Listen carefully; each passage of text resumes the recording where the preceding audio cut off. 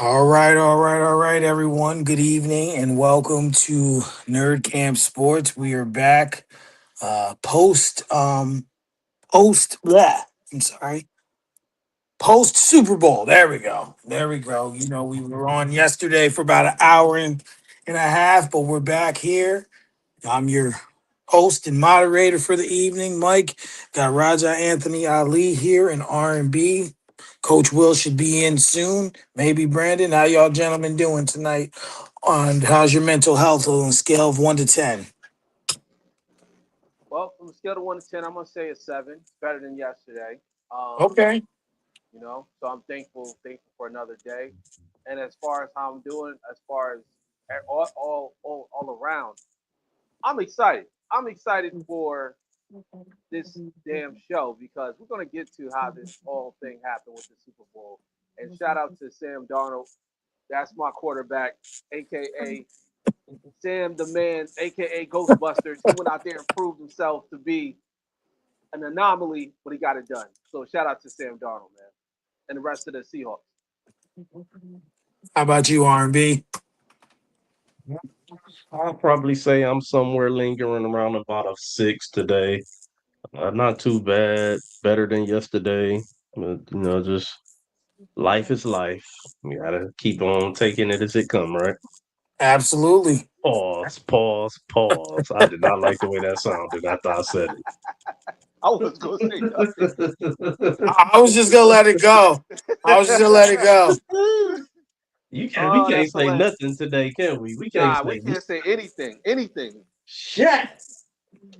Mm-mm. I would say I'm about a 7 myself. Had a few things going on, but nothing I can't handle. I had a really good day at work. That's always good, you know. Smooth and nice. Just it was a really good day. Got out at a decent time, you know, so I was able to get into podcast mode. Good. Good. So we're off the heels of um well, I'm just gonna say, unless you're the ultimate Patriot hater, a very bad and entertainless Super Bowl, at least from my point of view. Mm. Um, last night the Seahawks won. What was the final? Was it 29-13? 29-13. 29-13. 29-13. And Raj, we'll start with you. What were your thoughts and takeaways from this game? Well, the number one takeaway is that the number one takeaway is He hit us with the LOD start. Well, nah. All jokes aside, I mean, I think it was a great game as far as if you were cheering for the other teams, you weren't cheering for the Patriots. If you was cheering or if you were on a Patriots hate watch. It was a great game to watch. So I think the O line in New England need to get fixed. Like they just ran. I mean, they just completely destroyed Drake May out there. He looked like he never played football. He was looking like C.J. Stroud in the playoffs. So that showed to me that this is going to be an absolute lopsided game when it first started.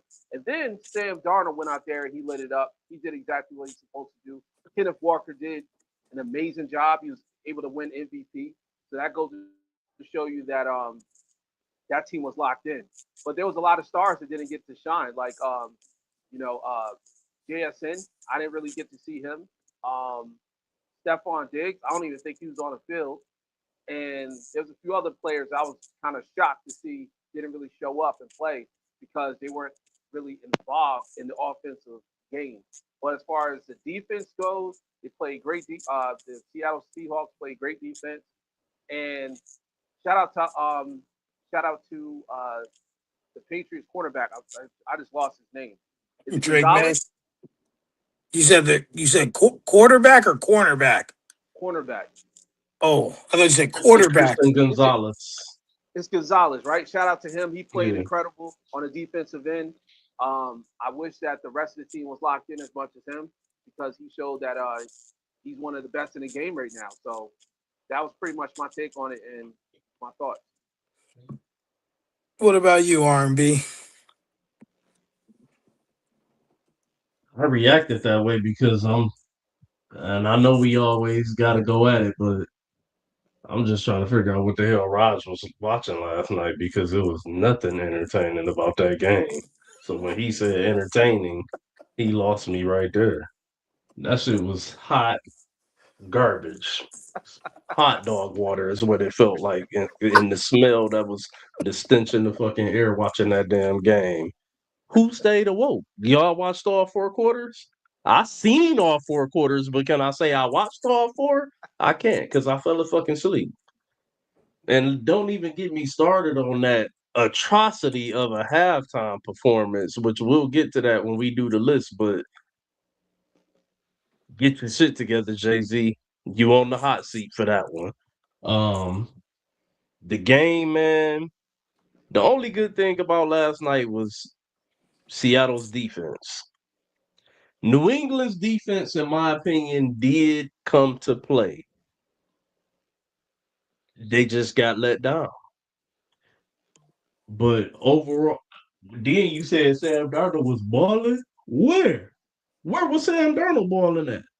He was mediocre at best. What was he? What was he? 18 for 30 something. He On didn't That turn it 20. ain't over. balling. He didn't turn it over. That's The, balling to the the me. team the team the team didn't turn it over. This the first team never win the Super Bowl, go through the whole postseason with zero turnovers. So good job, Sam Darnold. Yeah, but good job the whole team. None of the team period didn't have turnovers. So I may be able to give you that one, but 200 yards, one touchdown, Yeah, I 50% mean, completion from Darnold. yeah, fifty but percent completion percentage. okay, 50% completion percentage. yeah, that's I good. He know got it. He got the two-year-olds job who done. not getting pissed on the seat percentage is higher than that. Come on, man. 50%.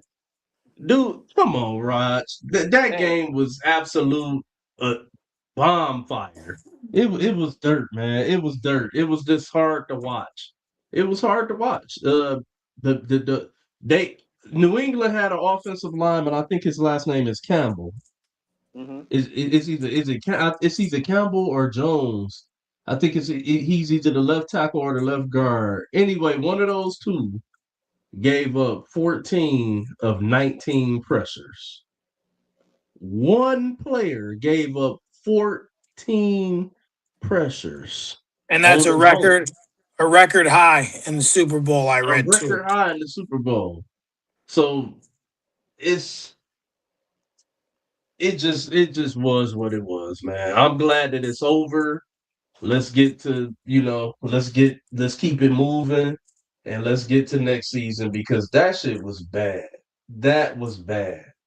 I'm sorry. Oh, there's nothing to be sorry about. Well, the only thing sorry was what the game was. I would say after the first quarter, I think it was 3-0 Seattle. Yeah. I turned to my wife and I said, "Yeah, this game's about to be very boring." And and it was, got to 12-0. And, like you said, to your point, the defense came to play. The defense kept them in the game as long as they could, but eventually you gonna crack, you know? Yeah. And they were able they weren't able to hold it up. I will say that New England, that line just was hot garbage, and they just were able to put everyone on house arrest. They couldn't run, they couldn't throw. Like before, me and Raj were backstage, and when they scored that touchdown, right, that made the Mhm. score like like got them to like 13. I'm like, okay, we might have a game here, right? And then they got the ball back and they're driving, and then like he went this way and he threw the ball straight and the receiver went that way. I'm like, and then you see him missing open throws. I mean, for Drake May, it was a long night, and I don't even think it was fully his fault, just because he had no protection. I will say that this is one of the rare times where a defense actually wins a championship. Like we know defenses win championships, but I always say there are games the quarterback has to go and get it. They did not let Sam Darnold have a factory reset like the Vikings did. Right. Sam Darnold went out there and did what he had to do to win the game. And now he is a Super Bowl champion before Lamar Jackson, before Josh Allen. And, well, I put those two in the status last night to get the Ravens fans all upset. They like the Steelers this. I'm like, we ain't talking about that. That ain't relevant.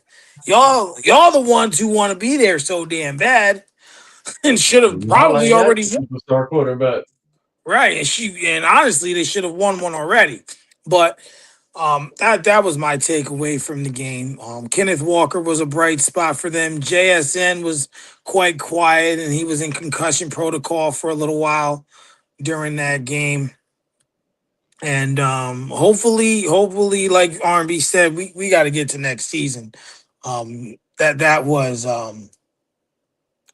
was bad. And I mean, if I had to say, um, if I had to take one, and I'm looking at my five worst games, to be honest with you, I'm probably gonna take out Tampa Bay and Kansas City that I had as the third worst game and insert that one. Yeah. Yeah, like because like to that point, like it was bad. Like Stevie Wonder could see how bad that was. Let me ask you guys a question real quick. Go ahead. Okay, so when you watch your team, well, when you watch a team in your division get smacked up, is that a good game or a bad game? Say that again. When you're watching, like, let's say your team isn't playing, right? Mm-hmm. And there's a team in your division, like let's say, I don't know, pick a team, any other team that, Minnesota. yeah, Minnesota Vikings get smacked up in like a real serious game, like a playoff game or some type of like division game. Is that a good Mm-hmm. game to watch or not? I think see it's like a double I know what sided he's answer. trying to do. It's like a I know double. what he's trying to do. No, I'm not trying to do anything. I'm asking a question.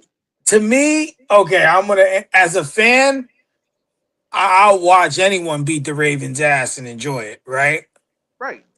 But for the sake of this show, as just as a sports person and a sports fan, like and I can take my emotions out as a fan. No, it's a bad game.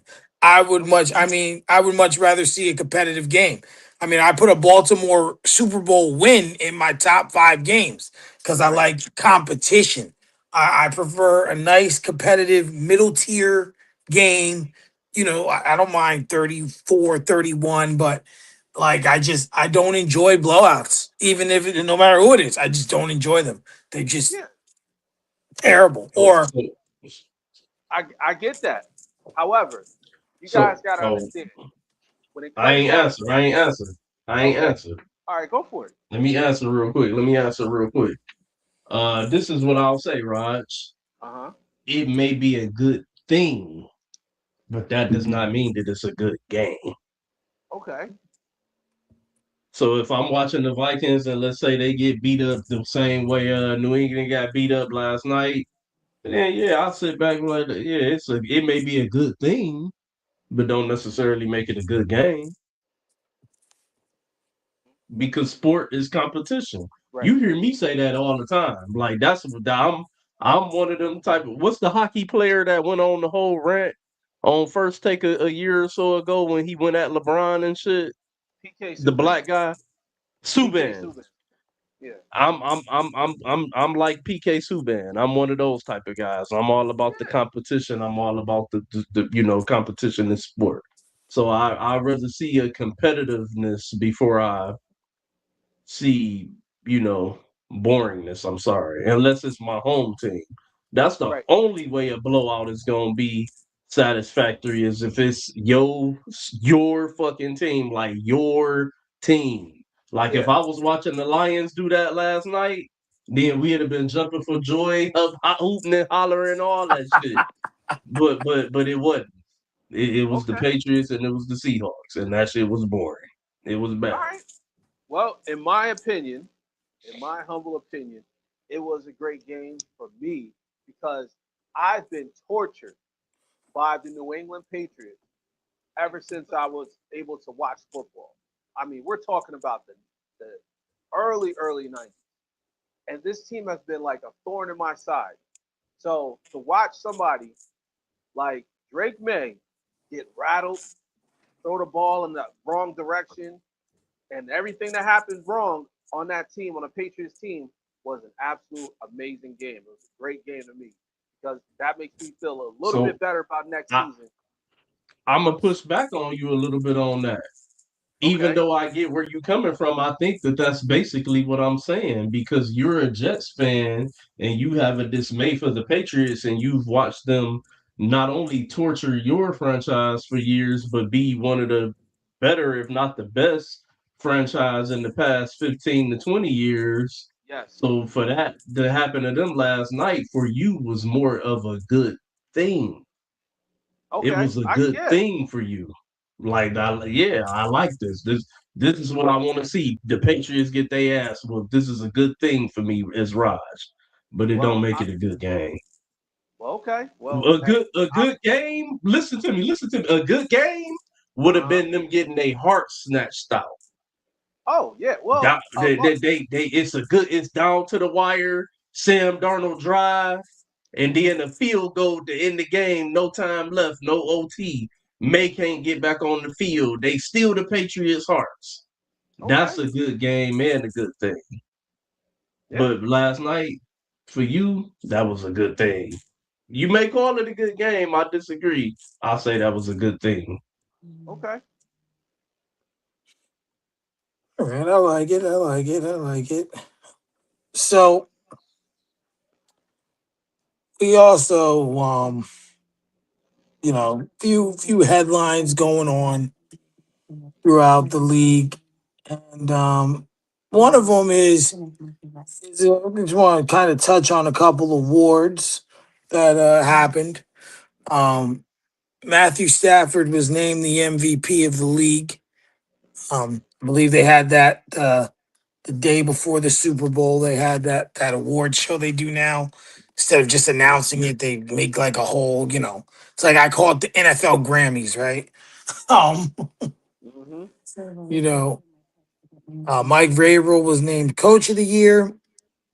Garrett was named Defensive Player of the Year, and Smith and Jigba was named Offensive Player of the Year. Um, do you guys feel that out of those four categories, those four people deserved their award? If not, who should have been in their place and why? You go ahead, R&B. You go first. I think I'm gonna say I think I'm gonna say for the most part, yeah. I think all four of those were rightly awarded. If I had to think of any type of pushback, it would probably be Coach of the Year, and that's not taking nothing from Mike Vrabel. It just somebody I felt should have gotten some consideration, and that's not saying that he didn't, was Kyle Shanahan. The way he coached that team this year with all of the injuries that they had. When as a Detroit Lions fan, and we get to sit up and talk about, oh, well, the year last year our defense was hurt. This year, our defense was hurt again, and the offensive line was beat up, and blah blah blah.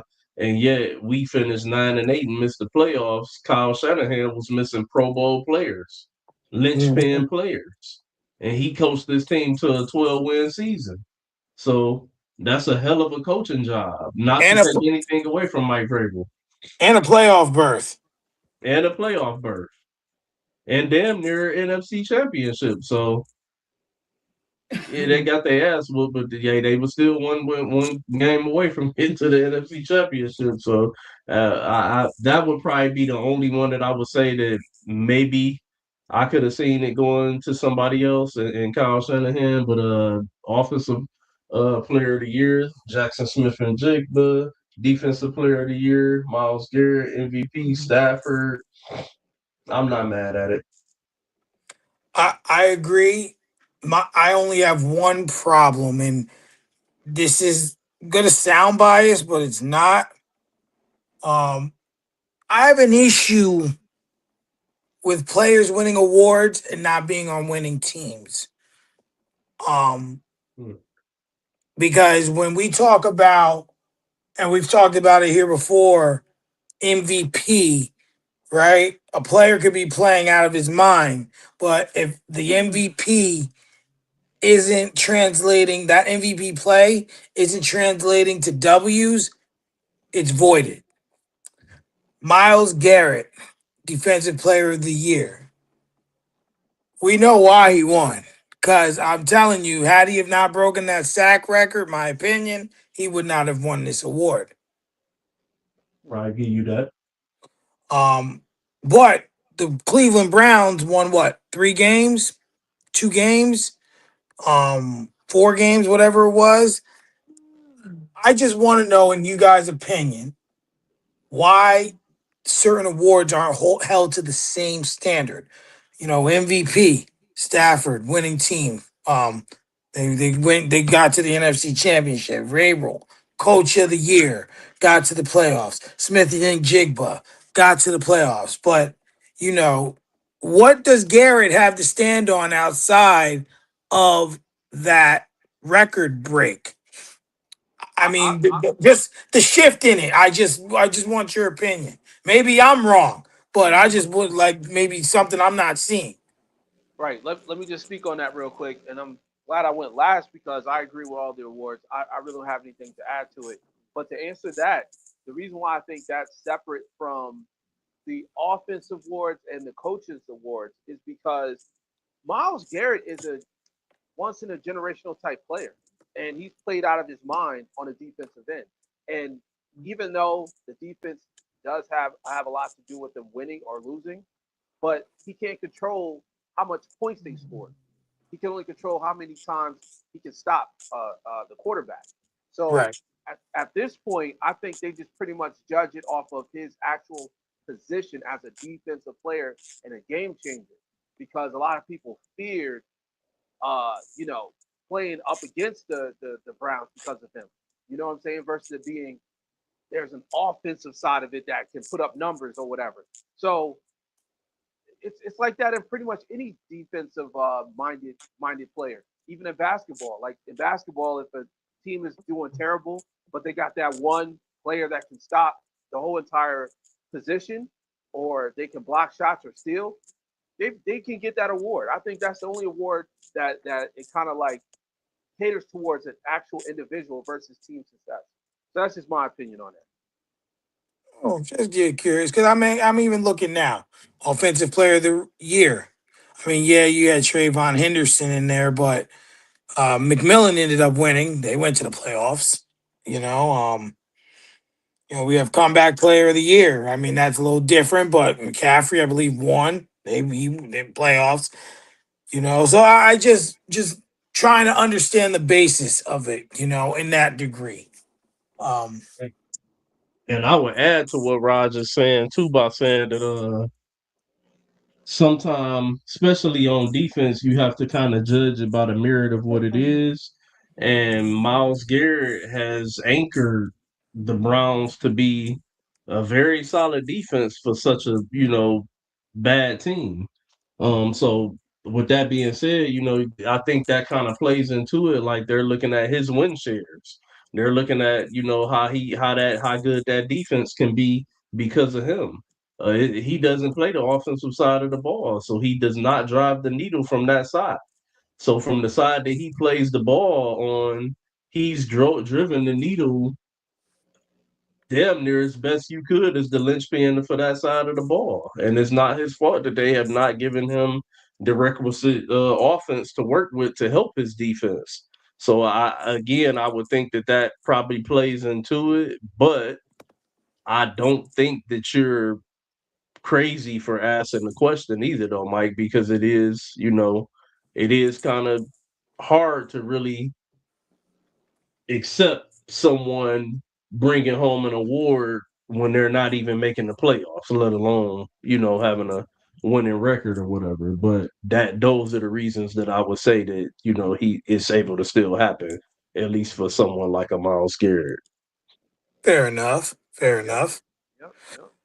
So, would you say another headline I read is their defensive coordinator Jim Schwartz is leaving? He's leaving. Resigned. I think this happened like two. I think I read it 2 weeks ago. Maybe you Yeah, guys remember exactly when, he but wanted the head coaching job. and I read that he's taking the. Oh, he wanted the head coaching job for Cleveland. Yeah, he interviewed for the head coaching job. He wanted the head coaching job.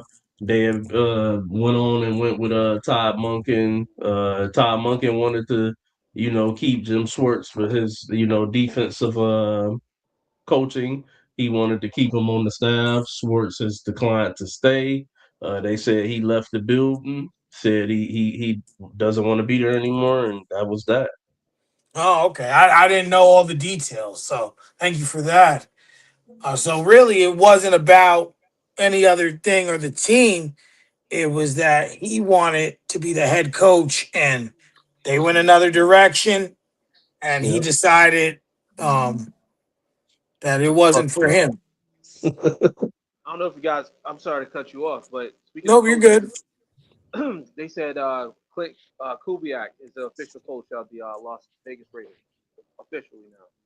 Yeah, I Clint seen Kubiak. that. I Okay. read. I read he was excited to. I read that he said he was excited to go coach there. Godspeed. That's the place where coaches go to die. Because correct me if I'm wrong. Do any of the coaches that have been fired from there are they coaching right now? Out of No, all of them, I don't think they are. So your first job might be your Josh, last, bro.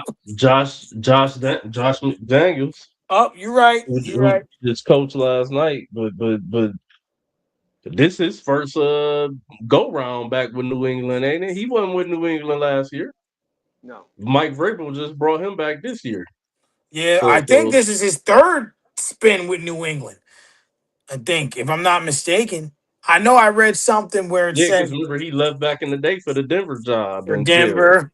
And then the Colts job, he hired people, and then he decided he didn't want to do it and Decided not to. went back to New England. So I want to talk about I would definitely want to get to NBA. So that's why I'm kind of trying to move through this NFL a little bit. Actually, I'll save that for last. I read that before the new league year, which starts March 15th, crazy to think, you get 5 weeks of, the Super Bowl, and then they have the down, not the downfall, to have to rest on it, and then a month later we're already talking about the new league year, right? Which I believe starts around March 15th, give or take. But the Falcons are talking about cutting Kirk Cousins. Yep, I heard that. Anyone who knows me and Raj knows we love Kirk Cousins here. Yep. Um, but do you believe, in both of your opinions, that he can be? Because from what I've read, he wants to be a starter still in the league. Um, and I feel like the league is taking a direction that doesn't fit the style of football that he plays. You still have, some quarterbacks who are older, but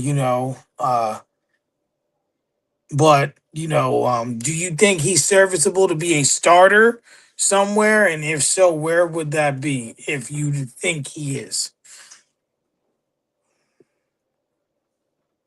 I Well, think Kirk. Oh, go ahead, Raj. Go um, ahead. no, no. Go ahead. Go ahead. It's fine. I was just gonna say that, and I'd be short. I think Kirk Cousins can be serviceable in a multiple places. It's just all about. It's gonna be the right fit for him, and I don't think that he's necessarily going to be a shoe-in starter anymore. If he's to start, it would probably be him going somewhere and having to beat someone out for a job or something like that. But other than that, I think that right now he's predominantly now a backup for the rest of his career. But being a backup does not mean that he couldn't go somewhere and potentially start if being injury or something like that. So I think he's a safe pick. But I definitely think that there are multiple places that he could go where his services could be used in the film room or on the field. Hmm. I agree. Um, I just one of those destinations to me of a place that's looking to move on, and I think he could fit in and do some good there. Miami might be a good fit for him. Hmm. You know, I don't know what their plan is. I know they want to trade Tua. If they cut him, I mean, hey, what's it hurt? If you don't draft a guy or whatever, and you want to pick him up in the interim, I think that's a location where he could do some. Could be a starter and maybe even have a pretty decent year. Um, you know, maybe nothing great, but I think he could have a decent year. I don't know how you feel about this, but Arizona is looking to trade Kyler Murray. So somewhere, if Jacoby Brissett can have a good play well, I think Kirk Cousins could play pretty well there because all the top tier teams you look at, they don't need quarterbacks. Obviously there's been talk of Aaron Rodgers returning to Pittsburgh, but if they were to sign Kirk Cousins, what they got to lose at this point? I personally still think we need to throw Will Howard in there and see what he has, but that's not here nor there. But go ahead, Raj, because you didn't get to speak on that topic yet. Yeah, yeah, I agree, and yeah, you guys can hear me. It like cut in and out. Yeah, we can hear you. Yeah, yeah. Okay.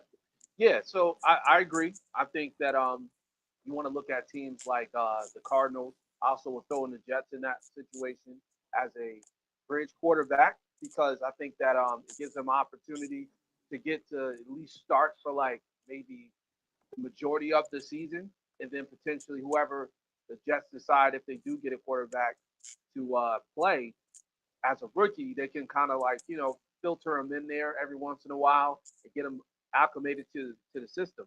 But I would also, if and this is a very difficult situation because they pretty much drew their line in the sand. But I would love to see him play alongside Jetta again. I would like to see him with the Vikings because I think he did great out there in Minnesota, and I truly believe if Minnesota gets a good quarterback, they can actually be scary. I'm not saying they can win it all, go to Super Bowl, but they can at least make a playoff and make a run. So I would love to see him out there in Minnesota again. But I honestly think they kind of moved on from him and looking in the direction of JJ McCarthy. So I don't know. Those are my three teams. I know there's other teams I don't like the think it would Saints. hurt. Huh? I don't think it would hurt for Minnesota to, possibly bring him in just to, even Yeah. if it's for a backup role, which really is, if me and you were the GM and the coach, I'm Uh coming huh. to you, Coach Raj. It's, Yep. we bringing him in for a backup role because we really don't know what the fuck we got in JJ McCarthy after last year. So Exactly. we gonna bring this safe bet in and Hmm. just in case we have to go to this, type of thing. Yeah, yeah, exactly. And I think that's perfect. And it's so funny because this season was really weird. We witnessed a guy that was in retirement come out of retirement and play and actually make a serious run with the team. With Philip Rivers. Like this dude was sitting at home. So anything's possible. I think they just need to find the right team, the right system for Kirk Cousins to go to. But I just hate the narrative that he's a franchise killer and a franchise robber. Like they got him with a ski mask on in some of these memes. I don't like that because even though he's not a flashy quarterback, he's still serviceable. Mm. Yeah, he's serviceable. I would probably. I hear you on the Vikings. I'm gonna push back on Mike though with the Cardinals and the Steelers Reason why I say that is number one, the Cardinals. Jacoby Brissett is younger, and at this point in both of their careers, I think that you're getting more from Brissett than Cousins. So if I'm a roll with either one of those two as a franchise, I'm gonna roll with Brissett and hopefully see if we can make something happen with the draft. Pittsburgh, I run it back with Aaron Rodgers, and this completely me not being an Aaron fan or being non-biased. I run it back with Aaron Rodgers before I bring Kirk Cousins in there because Aaron Rodgers to me showed that in certain situations he can still manipulate the pocket very well. He can still give you a little bit of old man mobility. Kirk Cousins is virtually a statue. And if Pittsburgh not about to do anything to improve that offensive line, everybody thought Aaron would get killed last year with that offensive line. Kirk Cousins will get killed. It will be a murder if they were to, try to bring somebody like a Kirk Cousins in to stand behind that offensive line, which is why I said the right fit when I had gave my take because with given his injury history and where he's at right now in his career, Kirk Cousins would definitely have to be somewhere where he can be protected by the whole line because he's a statue. He's not moving around. He's Jared Goff times five Jared Goff with the lack of mobility right now at this point in his career. Jared Goff will probably beat him in a race. So It's crazy. I wasn't saying. I was just kind of just throwing teams where there was potential for him to be a starter, more or less than anything else, because we I know, get you. like, because those are the teams right now where quarterbacks kind of like, who's it gonna Yeah, be? All the other teams, at least offhand, are pretty solidified. I mean, maybe except like the Colts, because Lord knows what they're gonna do now. But for the most part, they're pretty solidified at the position. So I guess we'll see what happens with Kirk Cousins. Will, what's going on, brother? What's up, Will? My sincerest apologies for you know what I mean, being tardy today. It was a day. It was definitely a day today. You It's know, okay. so It's all good. Well, before we're almost done with the NFL section, before we go into the NBA, just have the Hall of Fame. But I wanted to get your take at least.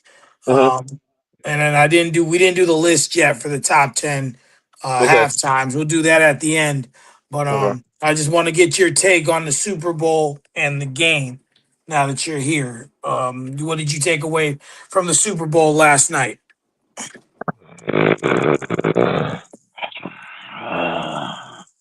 Stressed out.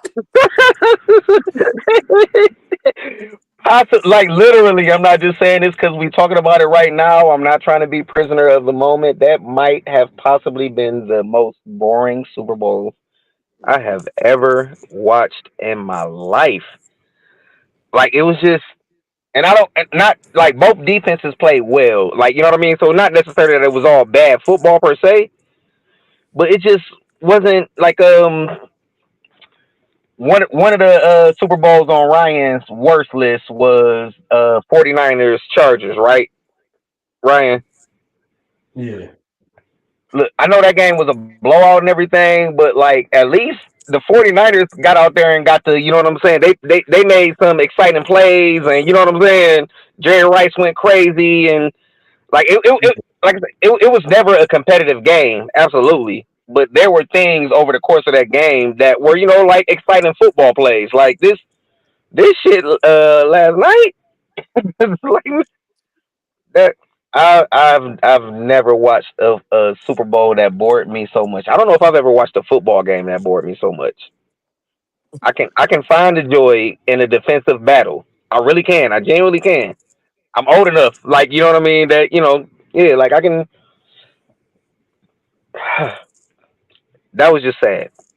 That look, Ryan will tell you, I basically slept almost the whole second half. Like we all was dozing off on the couch. Like you know what I'm saying? Like it was like there was really no particular point of interest for me in that particular Super Bowl. So yeah, I ain't gonna beat a dead horse because if I had to guess, you know what I mean. Nobody was exactly thrilled with the product last night, right? Surprisingly, Raj was Mm. surprisingly Oh, unsurprising. no, no, no, no, no. You know what? Let me correct myself. Outside of Raj, you know what I'm saying? Outside of Raj, let me correct myself. I said corrected. I can be corrected. Absolutely. So the other thing that I forgot to bring up, well, now that Will's here, I'll bring it up because and R&B had made note of it earlier that he wanted to discuss was the lovely halftime show we got this year. You know, one thing that one thing I've always enjoyed about sports um, is it's a way for us to get away from reality for 2 to 3 hours Mm, and mm. enjoy something that's entertaining, that's fast, that's upbeat, and it's something that in terms of football and basketball, at least, but it's a way for us to kind of go into another space, right? I've always enjoyed that about sports. I don't like when the sports become political. Mm-hmm. Now, I've made it blatantly clear in on this show and in other places that I am not Kendrick Lamar's biggest fan. And I start with him last year, with last year's performance, because a lot of people did not want him to perform. A lot of people were against the performance, right? This man went out here and did a culture performance. And they told him not to perform that song. Nigga didn't care. He did it anyway. My man went and used the NFL stage and called Drake a pedophile. I'm like, Wait, wait, oh wait, my wait, wait, God. wait, Mike. I'm sorry. The halftime show of the Super Bowl is produced down to the millisecond. So do you really think that they weren't on board with him performing that shit? Because everything hit, the camera was where it needed to be, the music was like, nah, bro, nah, Hold on, hold can't. on, hold on, hold on. You're probably right. But originally, the NFL did not want him to play that song. They Just because didn't they want said him to that do it. doesn't mean that it was true. No, I'm if telling they didn't you. want to do it, he wouldn't have been there, Mike. If they Hold didn't want on, him, if hold the on. I don't NFL want to get did off not want him to topic do here. it, he wouldn't have been. Hold on. I'm I sorry. don't Go want to ahead. get off I'm topic sorry. here. I'm Hold sorry. on, I'm hold sorry. on. I just don't want to get off topic. So let me rephrase. Originally, they did not want him to play that song, so they said. But it turned into a political game, right? He went out there. Samuel L. Jackson was representing Uncle Sam. The performance happened. It ended up being the most watched performance in NF in the history of the halftime show. Now we fast forward a little bit to yesterday. Let me tell you, I'm almost feeling comfortable enough to speak for all four of us to some degree. None of us wanted to see Bad Bunny up there. Like, talk about the halftime show nobody asked for. You got people getting married up there. You got Lady Gaga up there. Like, I'm like, what is going on? And then after the performance, I look on my Facebook feed and I'm like, bro, what are we doing here? It's just a way of division. And I'm watching. It's like everyone versus the Hispanic culture. Everyone like, oh, it was good. It was bad. It was good. It was bad. And it's just like, if you don't like it, don't watch it. This, that. I'm like, we're so far backwards and we keep going backwards that it's making it hard for me as a fan of the sport to enjoy it, because now everything with especially the NFL has to be political or has to be politically correct. To be honest with you, I didn't give a shit that Bad Bunny performed. Did I want it? No, but it is what it is. We're not paid to make those decisions. And Jay Z, Mr. Carter. I know there's a lot of stuff going around about him and these Epstein files, but don't ever do that to us again. Don't don't don't I don't heard don't don't do Mike. that. Mike, can you hear me? What Wait a happened? minute. I can hear I'm you. sorry. I'm sorry. What about the Epstein files and Jay Z? They saying I haven't. I've been reading some things online that Did he's you got read it? some What kind. did you read exactly what the extent of his name showing up in the Epstein files? You know what I mean? Exactly is. I did not. I'm just saying. Mm, mm. I'm just saying. I did. What, I what did. it, I did. I did. Which is why I'm asking. yeah, when it they didn't to me it they didn't just they go didn't ahead. want Jay Z there. No, They he, didn't want Jay Z there, and that's why his name was. That's all his name was. no, his he was never directly implicated as somebody who Epstein was, you know what I mean, delivering underage children to. Somebody that had an issue with Jay Z brought his name to the investigation, and amongst the investigation, they didn't find anything, you know what I mean, that you know what I mean, corroborated this person's story.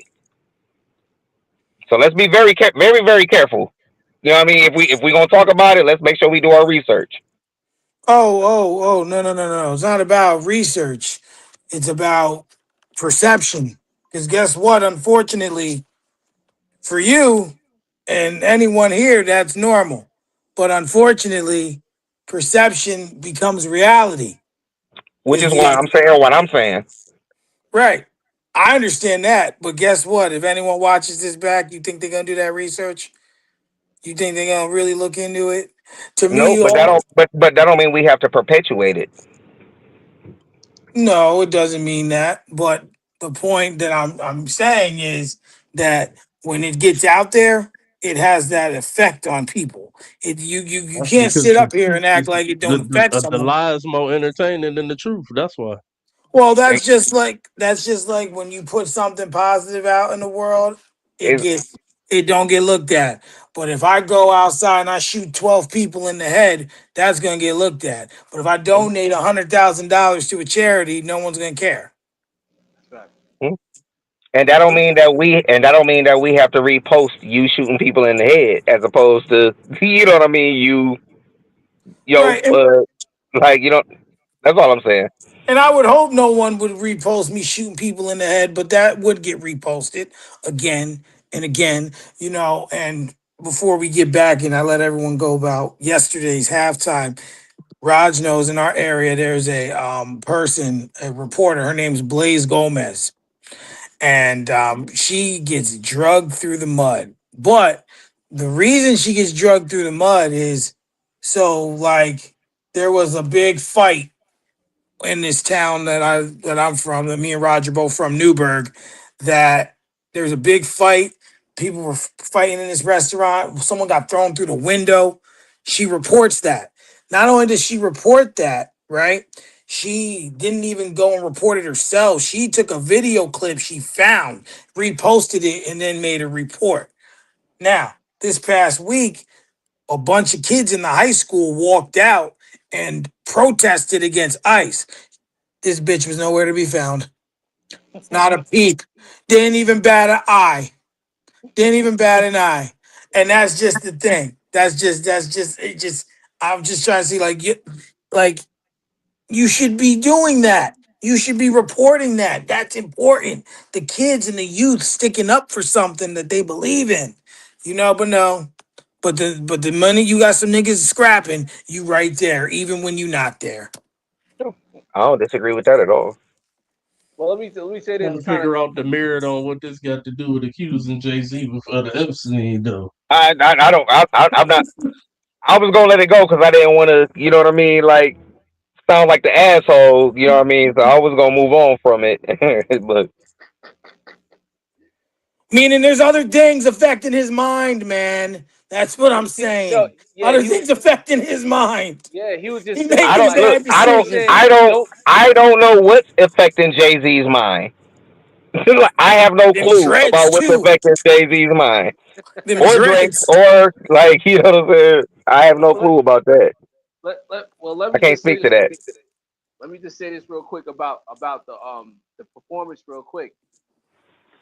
I agree with Mike when it comes down to the political stance because I believe that there's a time and place for everything, right? And when it comes down to it, I knew this was going to be a political thing when they announced that Bad Bunny's performance because of the whole situation with ICE.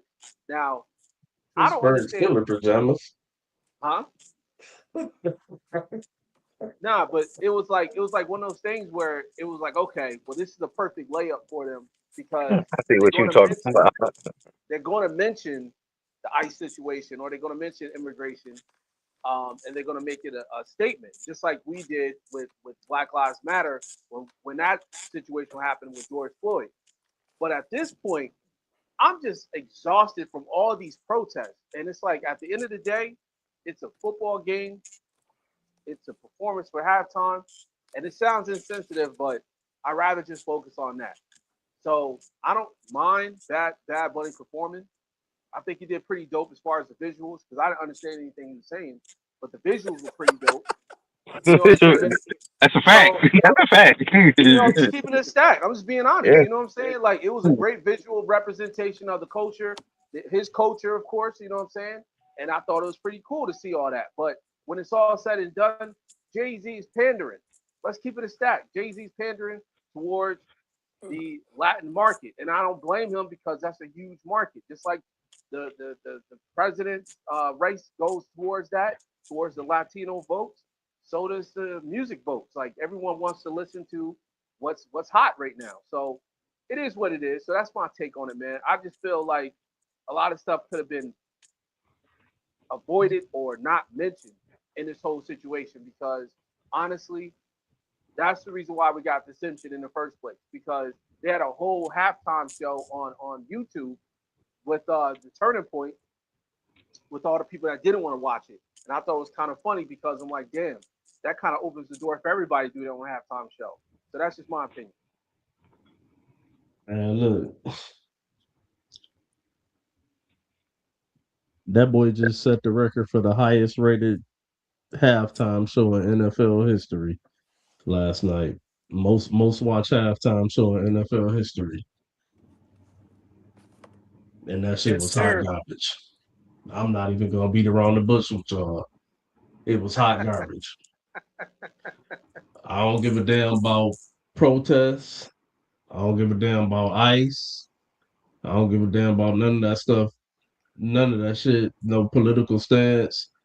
I just wanted a good football game, a good motherfucking halftime show We where I got could be neither. entertained while I have my drink, have my beer, chill with my fellas, smoke some bud, and eat some food. And like Mike just said, we got none of that when it comes to the game and the halftime show. That shit was hot garbage, bro. And like you said, it's not necessarily that I I'll be honest, I didn't want to see no fucking Bad Bunny. But if I was gonna have to sit up and watch Bad Bunny, I at least want to know what the motherfucker's saying. I at least want to know what the fuck he's saying. Hallelujah, I mean, eh, uh. Bro, the shit made me. I was high, so I felt like I was watching somebody with Down syndrome retarded perform. so, so it's like, what the fuck are we watching here, bro? Like that. Come on, man. Don't do that to us. Don't do I, that I, to us again. I heard they're doing K-pop next year. Oh my goodness. Surprising. that would be. I wouldn't even watch at that point. The halftime show is supposed to be. It's supposed to be, and again, it's not the fact that they wouldn't got Bad Bunny to perform. It's the fact that they wouldn't got Bad Bunny to perform, and I don't understand none of the shit that he's saying, what he's talking about. And I'm looking at these visuals, and I'm looking at people in grass and shit, and um, it just was a bit much, man. I'd have rather watch Pitbull walk around in that damn white suit, linen suit with the sunglasses and Neo pop out there for a minute. Give me everything tonight. That would have satisfied me better than that shit. You know, I don't know what that was, bro. I feel like I he don't, fucking with me. I just don't. I don't fuck with people. I can't fucking with me right now. Oh, He's cutting in and out. it's breaking you. up bad. You breaking up. Go ahead. I wasn't saying nothing important. Go ahead. Oh man. Well, I mean, hopefully we can get a little more. But I guess while we still on the halftime show, let's do our list. You got them. Wait, wait. Oh, I ain't get my chance to get my halftime take. I ain't get my chance to get my halftime take. Oh, go ahead.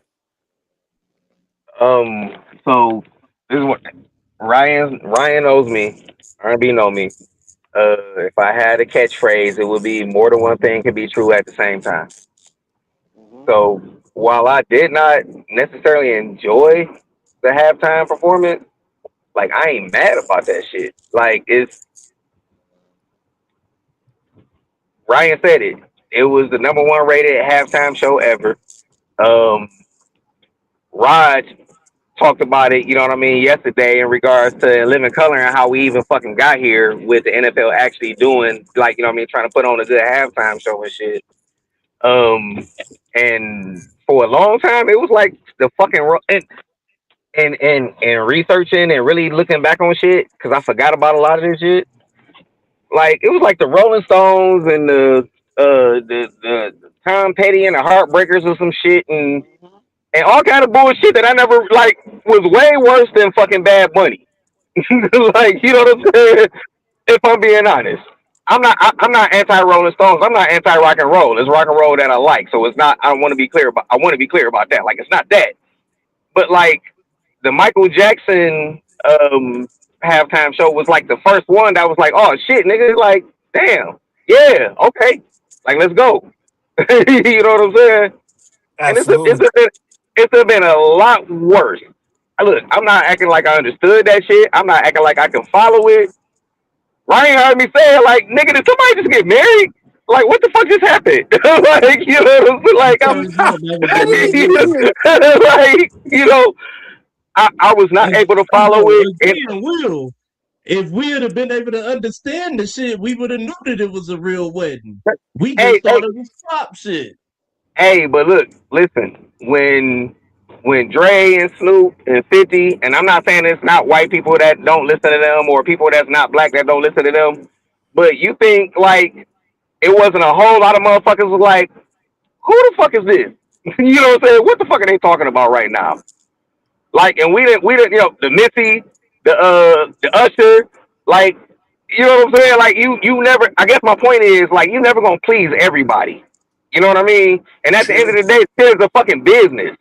And like you said, they had the highest rated halftime show in history, so they got exactly what they wanted. You know what I mean? And again, I'm a double back to the Kendrick thing. Like, don't listen. The reason he got that show was because of that fucking song. So don't tell me that they didn't expect him to perform that song. Hmm. You Hmm. know what I'm saying? Like, that's the sole reason he had that performance. You know what I mean? So again, the NFL is a business. They know how to promote a product. They do a pretty good job of that shit. You know what I I, mean? I So think so Kendrick. I think Kendrick could have got that performance without that song. I Hmm. disagree. I Nah, 1,000,000% disagree. Not to mention, I disagree too. I 1,000,000%. He had the it, hottest song. it was He his got a second Grammy time on for a on diss the Super record. Bowl. That He was his got a second Grammy for a time. diss record. he got a It's- Grammy for a diss record, bro. it was his second time It performing was on the it halftime it, show. it was the song, Yeah, but but no, but he wasn't the featured artist. Well, That it that doesn't the matter. He was still It does. there. No, it does because It does Beyonce. not. No, yes, it does because Beyonce had a Beyonce feature halftime show, and then Beyonce had a show where it was Coldplay, Bruno Mars, and Beyonce. It's not the same thing, bro. But It's not. he was It's still not. there. It's not. It's You not. take It's not the same. It's not the I same, agree. man. So what was the reason Usher got it when he had nothing crazy new or Usher, hot? Usher, Because he's one of the because best he was R&B singers of no, all time. no, no. Also, he had the hottest show in Vegas at the time, and Hmm. everybody was talking about that shit. So yeah, like that matters. That kind of shit matters. It's almost never other than them old ass white rock bands. It's almost never somebody that ain't got some shit popping, and especially since Jay Z has been in the role that he done been in. Like you know what I'm saying? It's nah, bro. It matters. There's a difference between headlining and you know what I mean, being a part of the show, being a part of the ensemble. So 2023, Tito, what did Rihanna Tito will never be Michael Jackson. what did Rihanna have in 2023 that got her the nod? Number one What did records. What? No, But records, what was you're telling me that these people had current stuff? She came Yeah. pregnant. She hasn't released no. nothing Look, new in listen. No, years. she did have current records. No, I don't think she expected to be pregnant at the Super Bowl. I don't think that was anybody's plan. No. But again, wait. No, no. So again, just like with Bad Money, just because we don't listen to that shit, don't mean a whole bunch of other people don't. So just because you weren't listening to the Rihanna or you weren't interested in seeing her, don't mean that it wasn't a whole other bunch, a whole other a lot of people that were. And that's what I just happens at want to every Super Bowl. I, Super Bowl. I just want to come in real quick and give I think two fact checks. Rihanna did not have any current music when she did the halftime show. She still does not have any current music. Usher did have the hottest show in Vegas, but he also dropped the album on the same day as the Super Bowl. And I believe that both of those people got the nod because they are two legendary artists.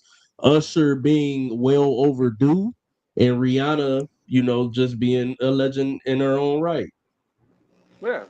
Yeah, exactly. Fair enough. And you guys got to remember, look, at the end of the day, the halftime show is produced by a certain agency. Okay, so when Rihanna got up there, it was Rock Nation. If my memory serves me correct, wasn't Rock Nation behind that? Believe so. She's I, she's I mean, a in theory, Rock Nation behind all of it. artist. well. I'm saying as far, yeah, that's what I mean. Like as I mean, far if as Jay is running it, you know what I'm saying? Then it's all. Which I guess he's. I don't know what his affiliation is now because he sold off whatever he sold off. So I don't know yeah, what that means at this point. But yeah, I know what you're saying about that. Yeah, I'm with you. right. I'm with So he's putting on his Rock Nation artist. So of course they might not have current music or they might not have any type of like big shows coming up or tours, but they're trying to. He basically put on artists that he likes, that he is affiliated with. So even with Bad Bunny's affiliated with him with his Rock Nation Latino division.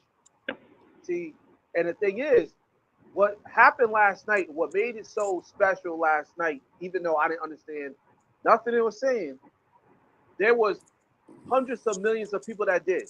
You know what I'm saying? you. And That's what.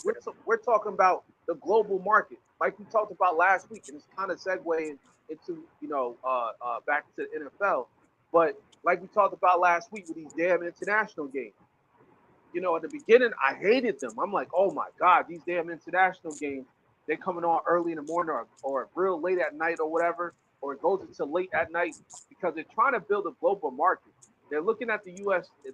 They're looking at the U.S. and they're saying, okay, we pretty much capped our market share when it comes down to how many people watch our product with the NFL and the NBA or whatever. So now they're trying to expand it to markets like Brazil, Mexico, um, uh, Exactly. places Well, in they Europe. they speak You they know, speak Portuguese in Brazil. They don't speak Spanish. But Mexico City, they've been playing games in Mexico well, City for how long now? right, but I that's what think I'm like saying. 4 years. But yeah, but what I'm saying is they're expanding, expanding, expanding, Right? No, I'm and agreeing with you. I'm agreeing with you. yeah, and it's like it's to the point where we're gonna have to just accept, hey, and I was joking, but I'm low key serious too. They might do K-pop in a couple years, like because that's becoming a thing.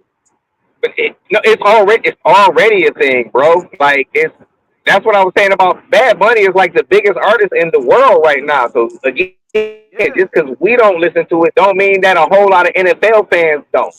You know what I'm saying? right, And the exactly. same thing with the K-pop. Like you know what I mean? Like that goes crazy. You know what I mean? All around the world right now. We don't listen to Yeah, it. right. And like Coach Will was saying, that's the NFL's product. They're trying to sell this product. And Jay-Z's one of the guys that's behind the scene with the music. That's why they got him there because he knows these artists personally. So there's a lot that goes into that. There's a lot that goes into it, and he gets behind doors that most of these NFL executives can't. Like Roger Goodell ain't got no swag. That dude can't pull an artist like Bad Bunny to do a show. Like he don't have it like that. He got to pull Jay Z in and be like, look, talk to his people and see if you get him to perform at the halftime show. So that's just my take, man. I think a lot of the market also is going towards the Latin market as well in sports and also music because it's becoming more influenced more than ever. The world is everybody in the world is international now. You know what I'm saying? Like it's not Yeah. just local or national anymore. The NFL is looking for international dollars. And Hmm. Brian said to me, he said, "Man, why the hell they put Bad Bunny in a halftime show?" I said, "Because they want to put a team in Mexico City." Yep. And like Exactly. but for real, like that's why they've been putting games down there to gauge whether that's a viable option for them. And you So know and that's you know part what of the reason why Bad Bunny is, you know what I'm saying? Like it's a business move. and Coach Will said it best. He said because they want to put it in the Mexico City market, right? Peep game. The NBA is trying to move out there too. They got an NBA team out there, a G League team out there A G League because team, yeah, yeah. yeah. So Mexico City got the highest population as a city in all of And all in North America. America, right? Yeah, yeah. Let me see the population real quick. I believe it's like eight, No, it's 10 million. crazy. It's like 10, 15 million. And a lot of those places go a lot more.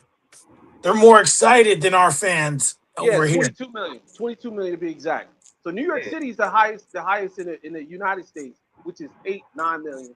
Right. They got it by 22 double, million double. 22 is million people. Of almost course, triple. yeah, almost triple. Of course, they're going to bring a team out there. And I think, in the kind of sidebar, real quick, I think they're going to do an international flag football team out there because the Olympics in 2028, 2027, I think, or Wouldn't 2028, surprise me. whatever. Wouldn't Because they're surprise me. doing it because Mexico's real big on flag football. Mm, mm. Well, we're gonna see the world gonna keep changing, and we're gonna have to just keep changing with it. Yep.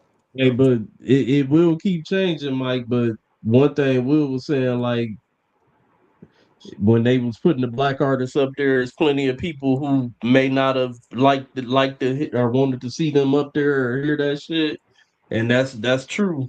But like he say, more than one thing can be true at the same time. At Hmm. least we could understand what the fuck our artist was saying, and I'm gonna just end it with that. Oh man. Well, I'll come back to the list. We got to get into this NBA, and before we get into All Star Weekend, there were two trades that crossed my eyeballs that were really head scratchers. And we gonna start with, as Raj calls him, always dinged. Oh man, AD. Oh, so I seen a couple weeks ago. I don't even think we discussed the Wizards traded for Trey Young, right? Hmm. Yes. I believe he's injured currently. right? Allegedly, That is yes. correct. I don't know what's going on with Trey Young because he played like two or three games right before he got traded from Atlanta before he you know what I'm saying got traded, but before he played he was sitting out for them. So I don't know what's going on with Trey Young. They haven't really been clear on his injury situation. Whether it's like one of them situations where they just trying to keep it low pro, maybe they want him to just sit out for the rest of the year Yeah. because they already know where they headed. Could be It, some tanking going it, on. Right. And now we have you trade for Anthony Davis. Um, what I gotta say is kind of short and sweet. They traded the guy that got them to the finals for a man that only suited up 30 and played 31 games for them. That's number one. Number two, on top of that, you never got to see him, Kyrie, and Cooper Flag on the floor together. hmm That's number two. And Mike, huh? pause. Breaking news, and then I'll let you go right back in. Yeah. Mark Cuban has partnered with somebody, and he's trying to obtain the Dallas Mavericks back. He's trying to buy them back. I hmm just saw that. Okay. Okay. Yeah, he's Which, We that's because we're he going mad we're going about how they doing it too. yeah, we're gonna get to that. I, We're gonna get to that. but that also has to mean that the dude he sold it to is like, man, fuck this. You know what I'm saying?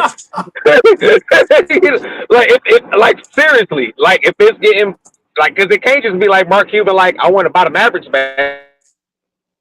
Be some legitimate conversations taking place. You know what I mean? If it's coming out, so my man got to be like, man, no, like fuck this. This ain't what I thought it was gonna be. It was all good just a week ago. Absolutely. I'm sorry. And Go ahead. you're good. And the last point I'm gonna make is Washington. What are you doing? What are you doing? Like, Can I what are you doing? It's can really a I question. I'm hoping one of you guys can answer it. What are they yeah, doing? let me go real quick. Let me say this real quick. First and foremost, I love the move that Washington Wizards made. Okay? And I'm gonna tell you why. Because they got a young core over there that they need to develop and they need to grow over time, and they can position themselves to get a top pick this upcoming draft. So picking up Trey Young, picking up AD, we know what it is. It's pretty much a move so they can be a playoff contending team or at least get to the playoffs. And they're trying to find a way to also bring in a blue chip talent. So they have Trey Young sitting out. They already announced that AD is going to be sitting out for the remainder of the season.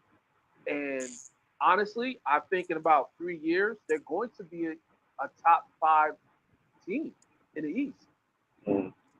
I'm not saying they're going to win a championship, but I love what they got out there in DC. I love what they created because they grabbed up a lot of young players that can actually ball, like Will Rowley. They got uh Alex Starr. They got a few other players on that team that can really hoop. If you watch their games, they can really hoop. It's just a matter of just putting the vets out there that can actually help them and help them get to where they need to go. That's all. Hmm, okay. Whoever wants to Um, go next.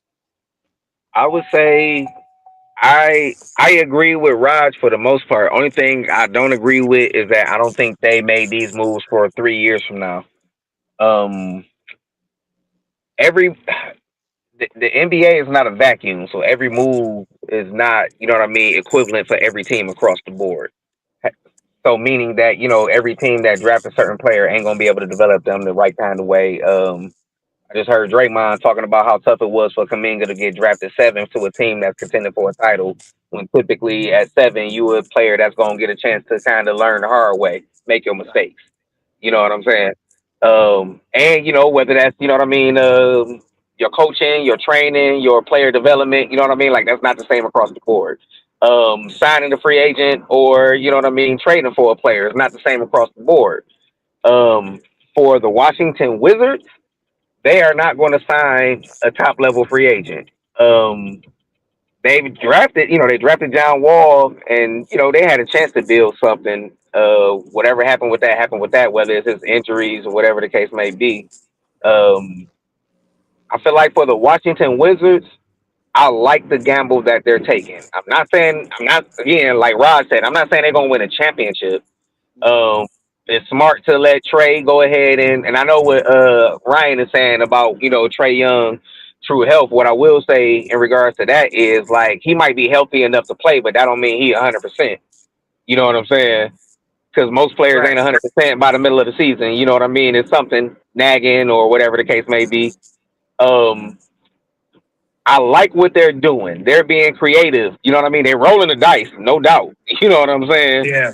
They definitely rolling the dice. But if they come back next year with Trey Young, with a healthy Trey Young, with a healthy Anthony Davis, with a Alex Sarr, me and Ryan was just talking about this. I feel like Alex Sarr kind of looked like a super high level role player, like not Yep. necessarily a guy that's gonna dominate. You know what I'm saying? And carry your franchise, be the face of your franchise, but playing next to a Trey Young and an Anthony Davis is gonna benefit him. They already got a couple of other young pieces. They probably, probably about to have another, high lottery pick. Um, I'm really curious to see what they look like next year. And again, I'm not saying they turn into a championship next year or the year after or 3 years from now. But I understand, kind of like why they moving the way they moving. And Right. I kind of wish more NBA teams were more willing to understand that, we not New York or LA or Miami or like, what I'm saying? We got to kind of get it out the mud. We got to do it a different way. You know what I mean? I'm not saying it's an apples to apples comparison, but much in the way that Joe Dumars did and Jack McLeod did, with our two different Pistons championships. You know what I mean? They weren't built in a traditional sense. You know what I'm saying? And those are a little bit different. Free agency wasn't a factor in a way like with the bad boys. It was more prevalent, you know what I mean, with going to work or whatever. But just doing it a non-traditional way is like the point that I'm making. You know what I'm saying? Everybody can't do it the same way that, you know what I mean, those certain big market. Shit, even Boston is considered a big market and they Mm-hmm. couldn't sign it. Like Danny Ainge was just out here hustling. You know what I'm saying? The rest of the Absolutely. league. You know what I'm saying? Like Yep. for real, it's not that he ever got the big free agent that was available. Nobody came to Right. and signed with Boston, and he tried. Yeah, and he tried to trade for players that didn't want to come to Boston. You know what I mean? He had to do it like the real old school way, just drafting players. You know what I'm saying? Trades here and there, and you know what I mean, bringing in the right kind of players. Um, Yep. but yeah, that's what I say. Like I don't know if it's gonna get them a champion. I'm not saying it is. I'm not saying it's not. And I don't think all of these moves necessarily right now have to be like, okay, well, we got to get a championship out of this.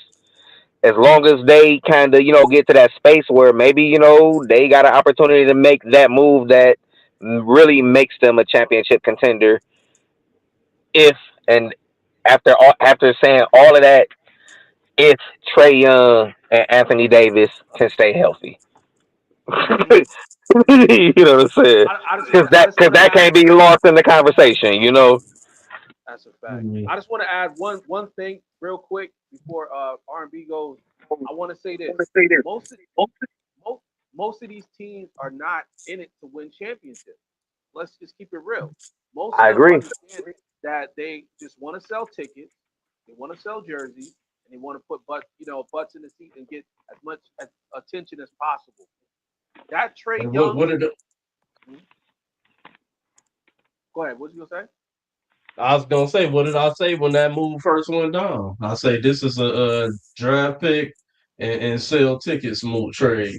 Yeah, I mean, but exactly. but it's also buy low on a high opportunity trade too. They Yeah, didn't get like it's for not sure, that like they gave up for a sure, whole lot for for Trey sure. Young Right. or And, Anthony and Davis. They, exactly. It's And nigga, it's it's a Anthony Davis it's a got traded smart for a it's a sock smart full of move. nickels.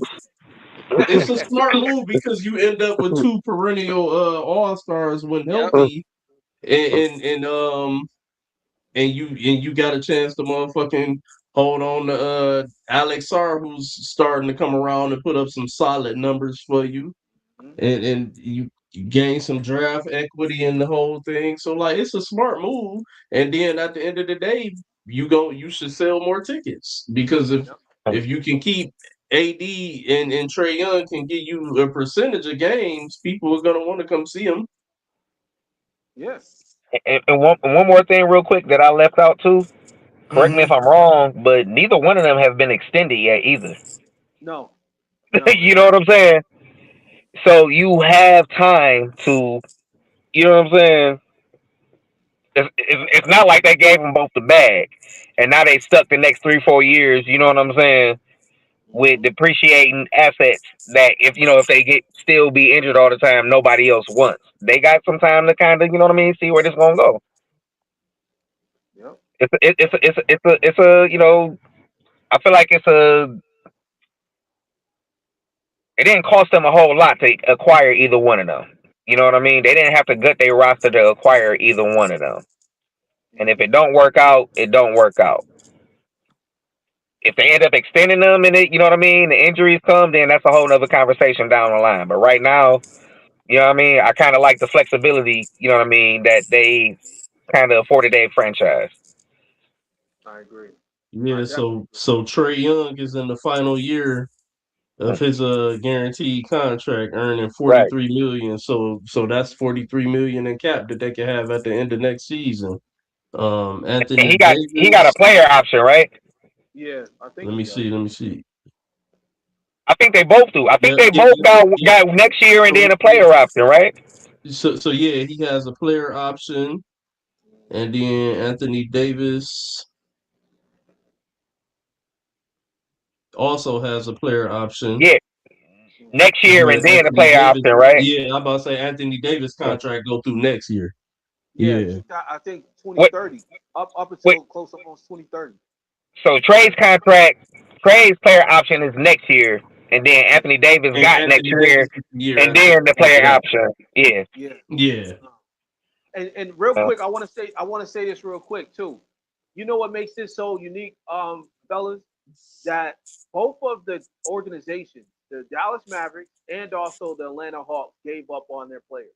And the reason I'm pointing that out is because the Dallas Mavericks said, you know what? I don't think we can win with AD because of his injuries. Like that hand injury really messed him up with his chances out there in Dallas. And then Trey Young being a pretty much like a 6 foot guard that doesn't quote unquote defend, um, they gave up on that style of type point guard.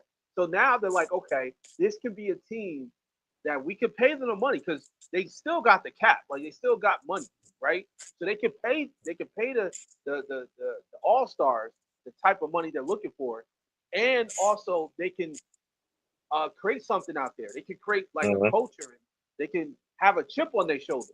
Because I'm telling you, that pick and roll is going to be crazy if they can stay healthy with Anthony Davis and also Alex Sarr.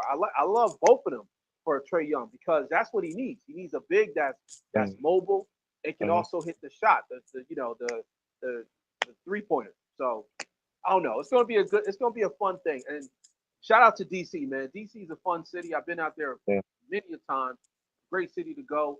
I wish them all the best because they can't win nothing, man. I mean, the ever since the Bullet days, you know what I'm saying? Like they, Right. they No. never won They, anything. they, they ain't won a championship since '78. Yeah, exactly, exactly. West That's like out Unseld. there with the Knicks. Yeah. So it's good to see them at least get some teams that's worth filling up the arena, man. That's all. Look, Always glad to see that. I need to ask y'all a question. I need to ask y'all a Yeah. question. Um,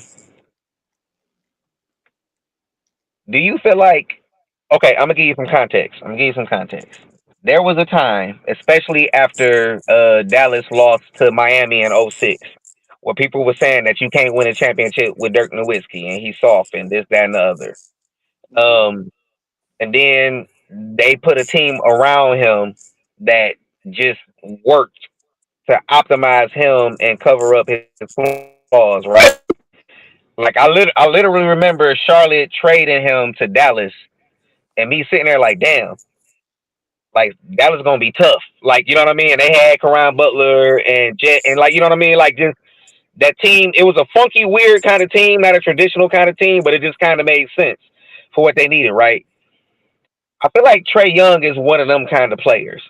Like, so my question is, I don't feel like it's when you got guys that are that good. I don't necessarily feel like it's all up to the guys to change their game because Mm-hmm. they so high level what they do. I feel like it's more like it's up to the organization to figure out how to make it work around them, how to make it Mm-hmm. fit around them. There are some players that are all time greats that are more traditional and it's a little easier to kind of, you know what I mean? I give you Mhm. another example. I give y'all another example. No, like he was the truth or whatever. That was his nickname and everything. And I'm a huge Paul Pierce fan. But Mm-hmm. a lot of people thought Paul Pierce was a loser until KG and Ray Allen, you know what I mean, got traded there and they drafted Rondo and they won the championship and he was the finals MVP and when all of that happened and I'm a big Ray Allen fan, I was a big KG fan too, but I was telling people like Paul Pierce is gonna be the most important part of that team. Right. You know what I'm saying? Like and his whole legacy changed. You know what I mean? Because he finally got those pieces around him. So do y'all feel like it's up to the player to try to kind of adjust their game, or do y'all feel like it's up to the organization? And again, I'm not talking about somebody that made a couple of All Star games. I'm talking about these guys that we feel like are like super high level players, high skilled players. Yeah. Well, Go I ahead, Mike. think. Oh, Oh, go ahead, whoever. Mike. I've always said that all sports are businesses first and start with the Mm-hmm. organization. It Mm-hmm. is the organization's job to put something serviceable on the court, field, Mm-hmm. or what have you. Mm-hmm. So the player can only do so much. Look at Kevin Garnett towards the end of his time in Minnesota. They put mediocrity around him and he got lost in the mediocrity. It forced him to be mediocre, right? Because that's what he's around. So when he went to Boston, yeah, he wasn't the same player, but he was still he still had something in him and was able to win. So Oh for wait, me, that first Boston year, he was still KG. He just wasn't scoring as much because he focused on being defensive player of the year. Right. The well, next year he tore up his knee, and it wasn't the same after that. he was like, I'm done. Mm-hmm. But what I'm saying is that version of KG and like MVP '04 KG are two different players still, right? But to me, sometimes that works. But look at what they did with Dallas. Dallas didn't go out and get another all-star player, right? They went out and they got pieces that worked, and the Mavericks won 67 games that season, I believe, and they won a championship. You look at the Detroit Pistons, '04. Let's just, those guys were four all-stars, yes, collectively. Individually, on different teams, probably wouldn't have been the same story. But those four guys, and you could throw Tayshaun Prince, that was a unit. That was a unit that worked well together. Each of them knew their job and knew what to do and how to execute. That's why they won the championship in '04, and they went back to another one, right? And they went Mm. 2 years in a row, right? They lost in seven and '05 to the Spurs, and respectfully to that '04 team, that team went and Ryan can confirm this. That team went 11 deep. So Darko was the only non-factor on that team. so to me, it starts with the organization first and foremost. Personally.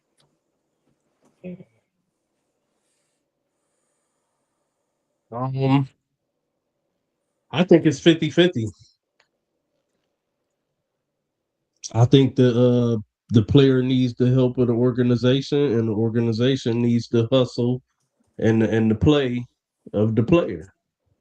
So with Trey Young situation, I mean, we've had this conversation before, me and Coach Will. Like Atlanta, they ain't do him no favors. You know what I'm saying? They he At came in all. as a young player, and they yeah, did they take advantage of a somewhat of a weakened by injury East? They did, but he took that team to the Eastern Conference Finals, and they didn't do anything to capitalize on that run at all. So they they basically, you know what I'm saying, you put all your stock into thinking that was, I mean, it's mind boggling to me, man. It made me feel like, bro, you can't tell me, given the proper training, we couldn't run a franchise, the four of us, in different Oh intricals, yeah. whether that be coach, GM, what, you know what I'm saying, but like the all together, whatever. I feel like we could definitely run a franchise, because I'd be wondering what the fuck some of these motherfuckers be doing. Like that's how you know that people really don't be trying to win. They not in the business of winning championships and shit. Like, go back to the old school Hawks with Dominique Wilkins and shit. Hmm. How good some of those squads were, and if they just made certain pivotal moves, it might have could have put them over the bad boys. Might have could have put them over the Bulls. And you know what I'm saying? And to get back to Trey Young, like, they didn't make any moves that said, "Oh, we about to build around this young man, and we about to go try to win now." And that's the type of attitude I feel like you got to have when you know how to run that he came in with, and they didn't do it. And on his end,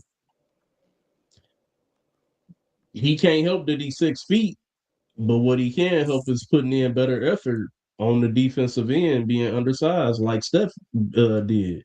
Because people used to pick on Steph. They used to say that Steph was a lackluster defender earlier in his days, but he put the work in. And you know, is he a great defender or all time defender? No, but he got himself to a level to where, you know, they can no longer pick on him, or where they had to shadow him. You know what I'm saying, on the defensive side. So, you know what I'm saying? That's why I say I think it's 50-50. It Let go me a- hand in hand. let me ask you a question real quick, Ryan, before you jump in, Raj. Hmm. And part of the reason that I find this a curious question, particularly with Trey, because you know he got all of the Steph comparisons, right? Hmm. But Trey Yeah, is not the off ball guy that Steph is, right? Steph So when is. Right. so when I was asking the question about, you know what I mean, the player kind of adjusting their game versus, you know what I mean, the organization itself, I respect your answer as it being 50-50, and I understand why it's questionable with Trey. But most of the kind of people I'm talking about, like you, it was never KG was the problem. You know what I mean? It was never LeBron was the problem in Yeah. Cleveland. It was like, you know what I'm Yeah. saying? I don't think Paul Pierce was ever the problem in Boston. You know what I mean? It's certain players, I Yeah. don't feel like they were the problem. The organization just wasn't, you know what I mean, putting the proper pieces Yeah. Just around them. wasn't putting in Shit, proper pieces. Yeah. Rick Pitino ended up trading Chauncey. Chauncey was the third pick, right? And you know, we all know it took some time, and a lot of that was injuries. But once Chauncey really got an opportunity in Minnesota, you know what I mean, he balled. Like, it's a lot of players that get drafted high and don't get, and that's why I was saying too about, you know what I mean, how every situation is kind of different. Like, I feel like it's very very few players who, no matter what team they get drafted to, they just gonna be, you know what I mean, that person, or at least close to the best possible version, you know what I mean, of themselves. Most players, you know what I mean, they need, you know what I mean, some kind of organization to kind of, and coaching to get them to where they need to be. It's a small percentage. You know what I mean? LeBron was gonna be LeBron no matter what. Shaq was gonna be Shaq no matter what. I think KG was gonna be KG no matter what. But that's a, Hmm. you know, it's a small percentage. That's a, you know, that might be the smallest room in the Hall of Fame. You know what I Yeah. mean? How we be talking about how it's different levels and different rooms. That might be the smallest room in the Hall of Fame. But guys, Kobe was gonna be Kobe. You know what I mean? Even if he'd have had to go to Charlotte, he was gonna be Kobe. Like, you know what I'm saying? Nobody was ever gonna stop him from being Kobe. You feel me? It's a small percentage of those players. Yeah. And like I say, it'd be curious to look at different players and kind of, you know, figure out how you think it will work. I feel like Trey. I feel like that's why I liked your answer about 50-50 with Trey. I feel like it's 50-50. Like, he could have done some things to kind of, you know what I'm saying, um, accommodate the team around him too. But Atlanta definitely didn't do him no favors. Mm-mm. No. Yeah. And you know what? And kind of piggybacking off of what both you guys saying, and I definitely lean towards what R&B was saying with the 50-50, because this is and sidebar. I love doing GM stuff on like 2K and some like computer simulation stuff. Like, that's all I do. Yeah. Even Bro. at even at even at work. You know what I'm saying? Even at work, I got like like I'm at work and I'm doing that joint. Like I'm looking at the, because they got like a couple of simulation computer basketball simulation games. But I say that because I know I can win a championship if I was a GM. You know what I'm saying? And I believe all three of us could potentially win at least one championship if we were GMs in our lifetime. But going with that being said, if I was the organization in Atlanta, right, and I knew I had a point guard that's like 6 feet tall, really can't guard, but he can hit threes and he can get assists. The first thing I'm doing is putting him next to somebody that is a perimeter defender, somebody that can lock Mhm. down whoever is a shooter, so they can limit the points that's being scored on the other side of the ball. The second thing I would do is find a wing that can shoot because Trey's going to get that assist. So if Trey is getting somebody that's like a wing shooter, and they pretty much almost did it. That's the reason why they made that run to the Eastern Conference Finals because they almost had that formula, but they just missed a couple of pieces. They had Kevin Herter. They had who was their guard? Hunter. They had Clint Capella, a big that can Yeah. catch The live. was on that squad. You know what I'm saying? So John they had Collins was on that squad. John yeah, Was Collins, that his yep. rookie John year? Collins. Yeah. Mm. So they had some And special. he's another one that could have adjusted his role too. That was Yes. another thing, the clash Yeah. between him and Trey. Because if he Right. would have tried to take on more of that Draymond type role, Yeah. Yep. then maybe you get a Trey that can focus on playing that off the ball role. You know what I'm saying? A little bit there, but and he would have been, 10 times better Draymond because I think his ceiling is higher than Draymond's ever Oh yeah. was. But He's a bigger power forward and he's stronger. You know what I'm saying? yeah, So yeah, and he can hit threes consistent. Not saying And, Draymond and, su- can't. and super Draymond developed that. athletic. Yeah, and he's he's super super athletic. athletic. You a thousand percent Uh, right, Will. So with that being said, they just missed like one or two pieces. The, and I'm pointing this out because if you know that, then I would have brought in a veteran that can teach him off ball movement. Just strictly that. You know what I'm saying? Like mm. bring in Rondo, bring in somebody like I don't know. I would say Chris Paul, but Chris Paul don't really move like that. But bring in Ray Allen, Rip, yeah, Ray Reggie. Allen. There you go. Somebody, yeah. Yeah, Mark somebody that Price, can teach him. somebody. You know what I'm saying? Bring somebody in that can coach him, and that goes back to the organization and the front office. Bring somebody that can teach him these things because he's not going to be able to do the things he's doing his whole entire career.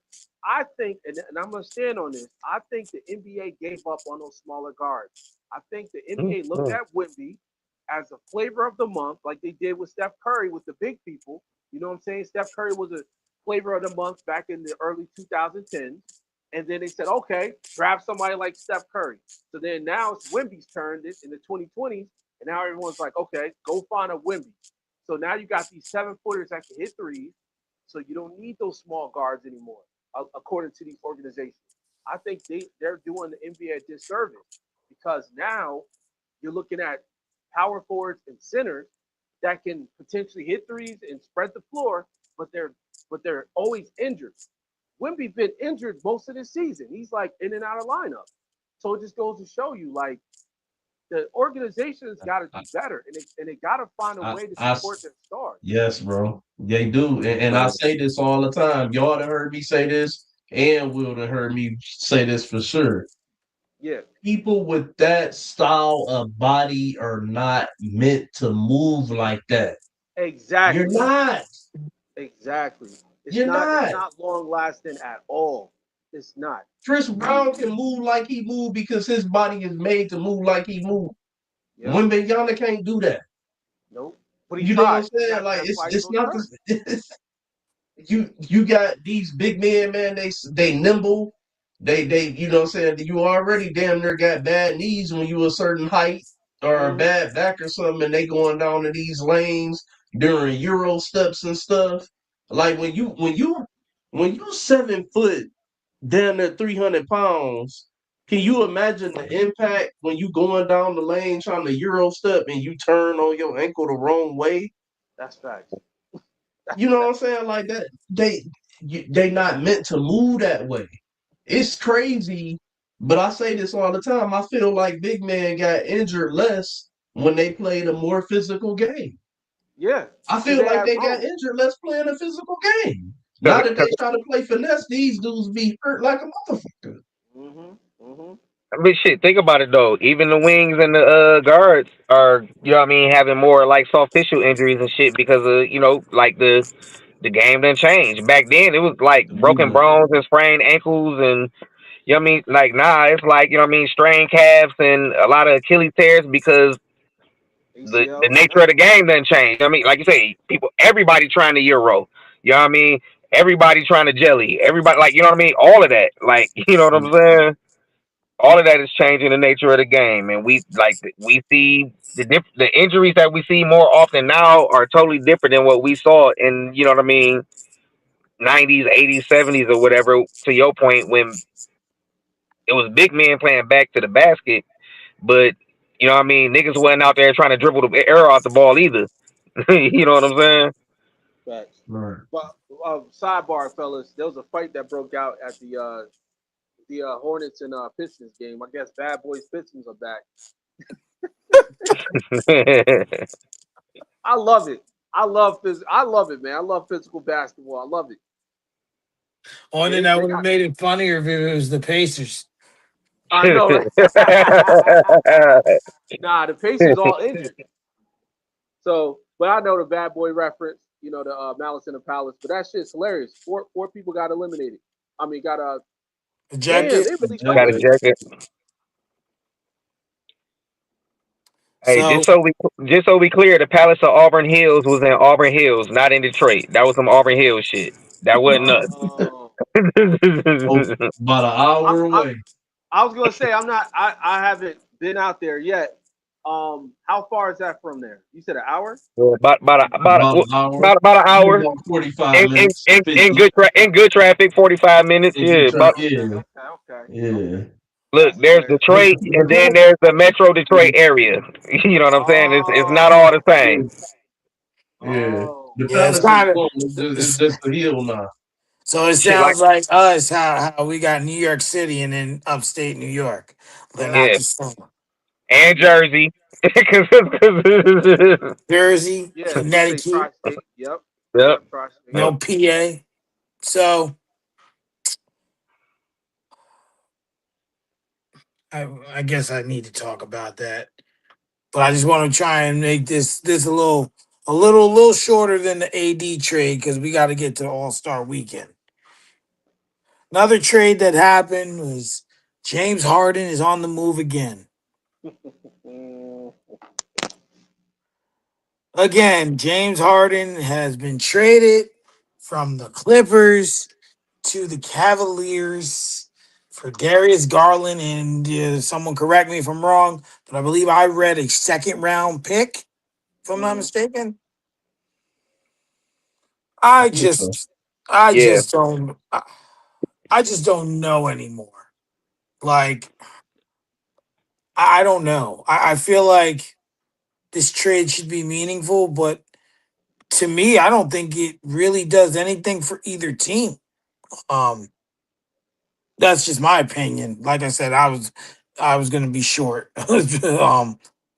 Someone enlighten me because I just don't see how this helps either team. I feel like it's just did nothing for either side, personally. I mean, the Clippers are where they are, right? And what Cleveland's what, fifth place, if I'm not mistaken? Fourth place. They're in fourth place. Yeah. So because we know what James Harden does when it comes to the playoffs, we know where he goes. We know that when James Harden gets to the playoff basketball, he's like just gone. He's like disappearing acts. Like, and the Clippers are they're just a mess. So who, in y'all opinion, won this trade? I think both of the teams. Because here's the thing: Mm-hmm. Darius Garland and Donovan Mitchell don't match. Right. They don't match. I think Darius Garland is a decent point guard.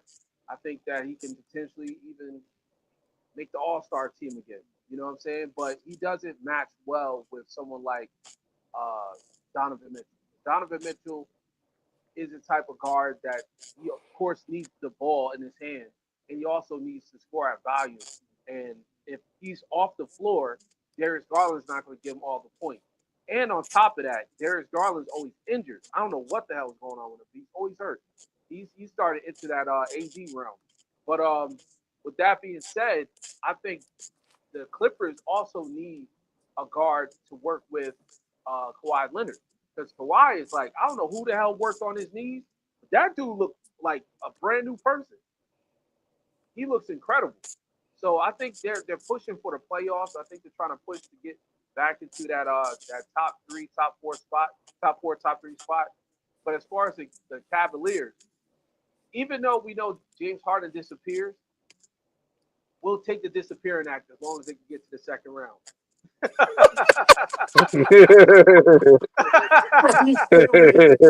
know what I'm saying? Depending on how that goes, depending on how the matchup goes, you can disappear, but just get us to the second round. Because if they don't, the truth is Donovan Mitchell's out of there. He's gone. He's not coming back. There's no hope. That'll be it. I think James Harden is the best scammer in NBA history, and I love it because Kobe told us you can't win with that type of play. You cannot win championships playing like James Harden plays. But yet and still, James Harden goes from franchise to franchise and he grabs up these 30, 40, $50 million bags. And I love it. Because if I There's was an NBA, huh? I just one pushback. There's only one scammer better than him, Ben Oh, Simmons. Ben Simmons. Yes, you're right. Ben Simmons. But see, the difference is between Ben Simmons and James Harden. Ben Simmons should have stayed in the game long enough. He should have stayed in there a little bit longer.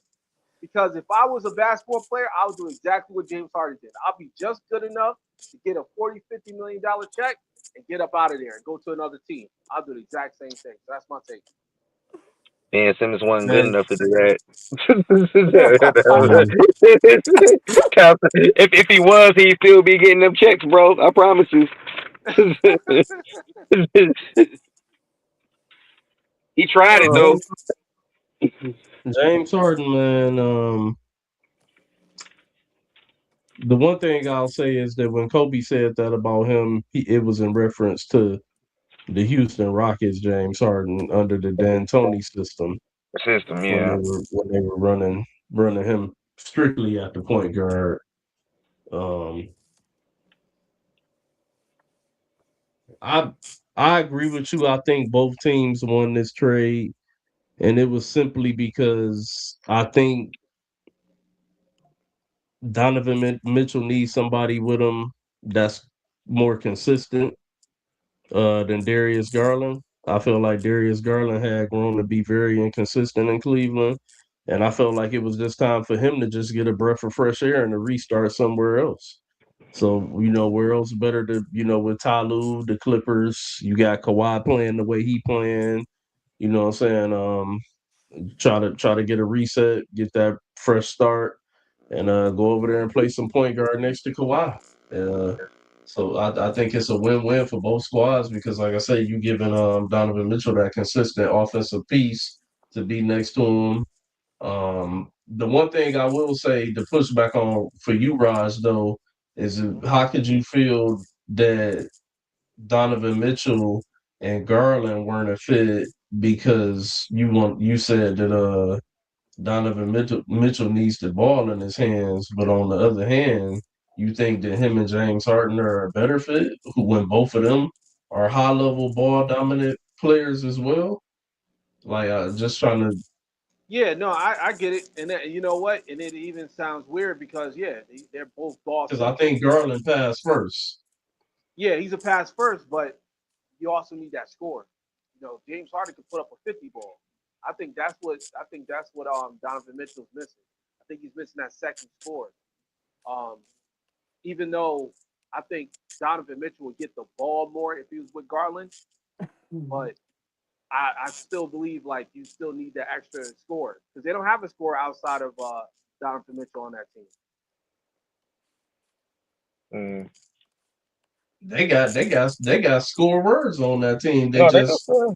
It's fucking. I don't understand what's going on. That's why I think Kenny Atkinson ass need to be sitting next to Kerr again next year, or whoever they decide to bring in if they let go of Kerr as the assistant coach again. Because if you ask me, he ain't did shit different than what JB Bickerstaff did, Nah, definitely not. I and think they didn't give yeah, JB Bickerstaff the time that he deserved to continue on with the job. But like the Evan Mobley is a scorer. He's much more than a scorer, don't get me wrong, but Evan Mobley can score.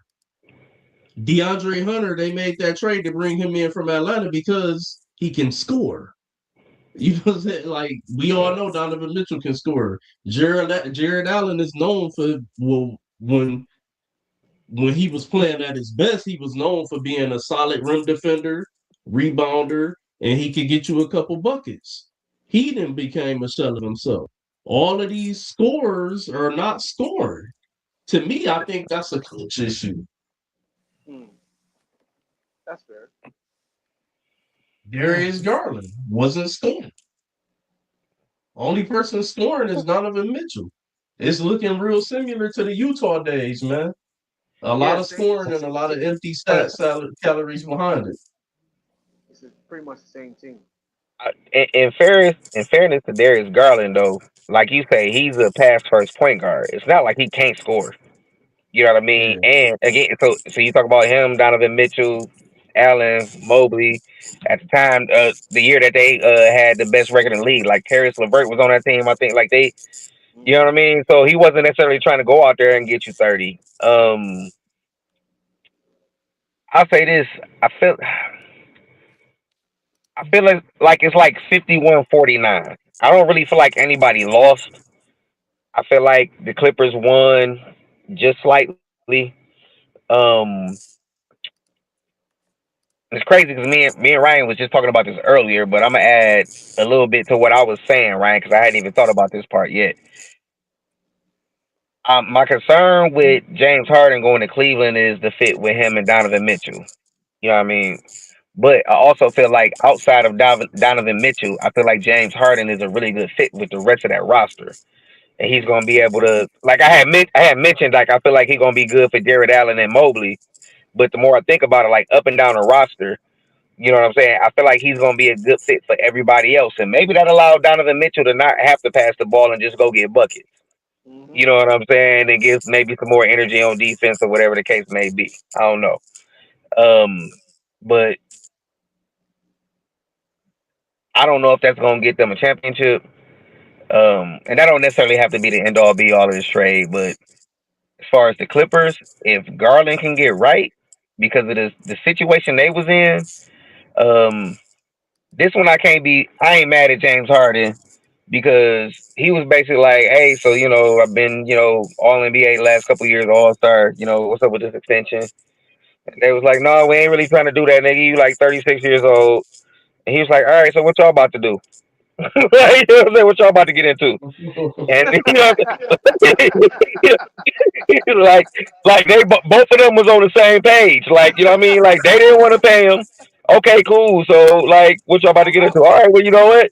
We gonna go because the fact of the matter is we still paying out on the motherfucking Paul George and Kawhi. You know what I mean? Debacle. You know what I'm Hmm. saying? And Shea just won a fucking championship last year, and we still paying out. You know what I mean? And we need to get some young blood in here. So the only thing we probably can do is try to which and I don't know if this was me and you talking about this a couple months back, Ryan, or me and somebody else, but I was telling them like, man, and this was before they went on their run. You know what I mean? But I was telling somebody like the Clippers gonna end up trading people off. They don't have Yeah, no choice. that's what they do. Like That's how they they do have it. no choice.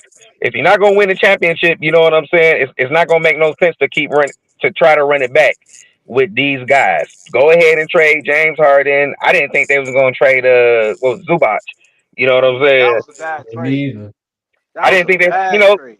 he relatively young, so I figured they'd have held on to him. You know what I'm saying? But he probably had the most value. You know what I'm saying? But like I feel I like the forgot Clippers. Zubac. That's your boy, A. Rod. Oh yeah, that's my guy. Yep. But So yeah, but I feel like the Clippers did a pretty good job of trying to get a jump start on a reset. You know what I mean? Like we were just talking about with Washington, Garland might not play the rest of the year. They probably just gonna tell him, go ahead, get your toe healthy. You know what I'm saying, and come back ready. You know what I mean, in the fall or whatever. Um, but I feel like they kind of got ahead of trying to, you know what I mean, hit reset on their situation and start rebuilding and moving forward, and not Yeah, finding they got a little themselves. You know what I youth. mean? Not waiting until it's too late. You know. Yeah. exactly. And one last thing to that, I also feel like the Clippers. You know what? I thought even when you were just mentioning it, right? You know how many chances they had to build young and they never did Mhm. it. They had Shea Gilgis Alexander on the Hey, team. Like you trade you, away that is like the biggest fumble. you know Doc told Kawhi like, hey, look, I know you want Paul George, but like this dude is gonna be special. You know what I Yeah, mean? Just give him a chance. And Kawhi was stuck on Paul George, and they listened to Kawhi. You know what I'm saying? yeah. And now they traded away Zubac, and I'm like laughing because I'm like, yo, this dude is literally a 20 and 10 guy, a big that can get you buckets at any given moment. And like you said, he's relatively young for a center, so you can build around him or build at least with him. You know what I'm saying? But they keep doing that. They keep treat. I feel like they're the G League for the Los Angeles Lakers. Keep it a stat. I feel like they're a farm system team because they keep moving these players that are young They and trade young. Zubac. Huh? Where did they trade Zubac? Indiana, Indiana. Indiana. Indiana. Okay. Hey, Okay. Indiana gonna come back nice next year, Oh, man. yeah, if they can stay, if they get rid of their Indiana's restricted gonna come back conditioning nice coach, next year, if and they they get probably about to have a top three pick. yeah, yeah, that's gonna be sick. But what's the name? If they get rid of their strength and conditioning coach, they'll be the best team in the East next year. Because I don't know how you heard of what's the name? The other four got hurt. Furphy, he just tore his ACL. Crazy. Uh, We'll see how that happens. All these calf So, strains and ATL tears, man. It's crazy, right? soft tissue injury, big soft tissue injury. so the next segment, I'm going to lead with a question, and it's going to be an awkward question. What is the definition of insanity? Doing the Being same thing over and over again and expecting a different result. hell yeah, Kind of like being a Lion fan. or So Jet. this weekend, we're all going to be insane because I watch NBA Saturday in hopes that the dunk contest will be entertaining, and it's not. I do it, and then I say I'm not going to do it. I'm not, and then I end up doing it and hurting my own feelings, being more mad at myself that I gave the NBA the benefit of the doubt that you were going to put something up there that was worth my eyes' attention, and then you don't. I'm just like, you got Dame Lillard competing in the 3-point contest, and he's hurt, so they say. You got four guys dunking. I don't even know who three of them are. I'm like, what are we doing here? What are we doing? So do you guys think that NBA Saturday, All Star Saturday, do you believe that there's a chance, even if it's a slim one, that the dunk contest will be entertaining? And what is your favorite event for Saturday? Oh man, my favorite event is the 3-point contest and the skills contest is a solid number two. Um, the dunk contest is a joke, and you know what? I blame LeBron. Yeah, I blame LeBron in this one because you know what? Damn it, he's the reason why none of these superstars do not want to compete in a dunk contest. I mean, if you think about it, the last time we had an All Star competing in a Okay. dunk contest, I believe was with what Blake Griffin, if my memory serves me correct. Mhm. But the dunk contest is ass. I don't recognize none of these guys. They might as well go ahead and call it the G Leaguers and get them an opportunity to make 100 G. Because at this point, Or the you're gonna YouTubers. see, yeah, or get YouTubers. I'll take that. I'll take that. There's some dope YouTubers that can dunk. So yo, we need to stop allowing these superstars to back up out of this. Like John Moran ain't doing nothing. Why the hell is he sitting on his couch on All Star Weekend? He's not an All Star, and guess what? He haven't played most of these games, so he can go out there in a dunk contest. Zion Williamson, this dude lost weight to do what? Nothing. He's going after these BBL models. So it's like, yo, we need to go ahead and fire all these agents, or at least go online and protest for all these agents to push their athletes to go out there and push their athletes to perform in the dunk contest, because I can't take this anymore. This is getting trash. He said, "What he lost weight to do what? Go Nothing." ahead, go ahead, Ryan. I'm gonna go last. You know, we was just talking about this last night, so you already know where I'm going. Yeah. Shit for me, man. Personally, I ain't really looking forward to it, but I'm gonna watch just to see, just to see what's gonna, come of it. See if somebody excite me. I am excited to try to see what Dame Lillard gonna do in the 3-point shootout because he's gonna be in that. So I want to see if he how he looking. Coming back off trying to come back from that injury that his torn Achilles and shit next year. So other than that, man, it's just kind of it is what it is, man. We gonna see. I am most looking forward to the 3-point shootout at this point in my life. Um,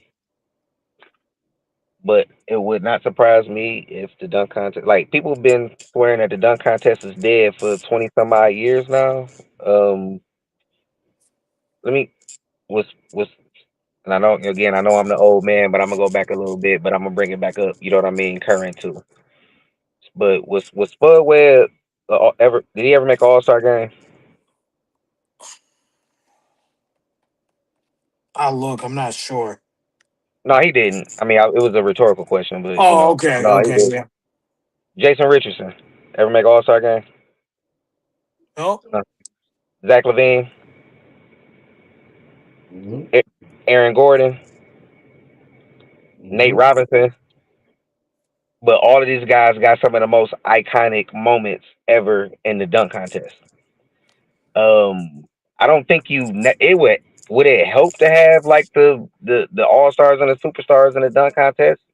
Like yeah, but when you know what I mean, good NBA players do crazy shit. You know what I mean in the dunk contest, people respect it. It's not like they sit there and say, "Oh, I ain't gonna give him a 50 because he ain't never made the All Star team or he ain't never been All NBA." I think the problem with the dunk contest at this point is that the the expectations are so high that the degree of difficulty to actually impress us in 2026 is so astronomically high that you know what I mean. You really got to be out there doing some wild, crazy shit, and not just once. You got to do, you know what I mean, four dunks that basically we ain't never seen before for the most part, which is right, very, very hard to do at this point. right. Um, Now again, nobody really gives a fuck that Matt McClung done won three dunk contests in a row either. So again, like I understand that we at least want to like know who these players are. So even when I say like a Zach Levine or Aaron Gordon ain't never been to an All Star game, if you're a basketball fan, you know who they are. You know they can ball. You know what I'm saying? Most people don't know who Matt McClung is outside of winning the dunk contest. So I right. do understand that, you know what I mean, in regards to just like the average fan and people just kind of being able to gravitate to it that way. But like Okay. we done seen a lot of dudes that ain't never made an All Star game go crazy in the dunk contest, I'm sure, bro. or at the very least, you know what I mean. Even if they didn't have a great contest, they done some of the most iconic dunks. You know what I'm saying that we done seen. Yeah, and at the very least, they notable names though. Yeah, yeah, yeah. I agree with that. Outside of like Fred Jones, ain't right. He got one of the best dunk contest dunks ever, but don't nobody really, again, I know we know who Fred Jones is, but I say you don't think Fred Jones was a notable name for that era of basketball? for I wouldn't say for he was for us, like yeah. top tier. No, for When again, you say for us, for us, yeah. Like we basketball fans, the way we basketball fans. Oh, I left out like even Gerald Green. I forgot him too. You know what I'm saying? Gerald Green, No, he was he a had a notable name player. because he was an internet sensation. Yeah, He was like the beginning of the internet, one of the beginning of the internet era. You know, he had one but of them big high school followings and shit, yeah, so he already had a name. yeah. But once he got to the league, he was known more for his dunks than for his game. Until he, Yeah, you for know what I sure, mean. for It took sure. him a few years to kind of round into a like a rotational player and being a solid. Rotation, And yeah. then he got to Houston and he was balling. You know what I'm saying? But I just I just said his name because that was somebody that I left out that wasn't necessarily like an all star, but like you know what I'm saying, turned up in the motherfucking all star. I mean in the dunk contest. Yeah, I mean, I see it from that point of view. But like you guys said, the key word in there is notable name. And a lot of these guys just don't want to compete in this contest. That is their prerogative. But the NBA has since Adam Silver's come in, he's always tried to make things better. Like he thought the in season tournament was a good thing. That ended up being a success. I wasn't a fan of it. And even now, it's grown, but just damn, them courts, man, those playing or those courts they play on is the only thing that really hurts my eyes. The playing tournament. You know, I thought it was a You bad don't like to idea. play in? To me, I believe we've gotten a lot of pure basketball will out of it, but to me, I feel like, it's always been 1 through 8. If you ain't good enough or you didn't play well enough, that's on you. Like it's like a consolation. Yeah, I feel like No, we're no, no, bringing. no, no. It wasn't always 1 through 8. It wasn't always 1 through 8. Well, okay, let me rephrase. In my time, in my time, it's been 1 through 8. It's been 1 through 8. So, to me, like that's how I see things. And instead of bringing in 10 teams and then one's got to win twice, it's just, we got a lot of good stuff out of it, but it's just, I just like to get straight to it. 1 through 8, let's do it. You know what I mean? So You don't there's, like the fact you don't like that it's kind of keeping those middle of the pack teams a little more competitive and not tanking as much. I know this year, like everybody gonna be tanking because this is like the best draft since '03 or whatever. You know what I'm saying? This is an uh, outlier. But I do like competitive games, as I've said before, in all sports. I do like competitive games, but I just also feel it's one of those bittersweets because I do like the competitive nature, but in the same okay. breath, it's like you're bringing in teams that essentially weren't good enough. Like I said, 1 through 8 is what I've seen since I've watched basketball, primarily. You know, so it's just something like that. And he's tried, but it's worked out. It's worked out in that regard. So um, you know, we'll see what happens with that.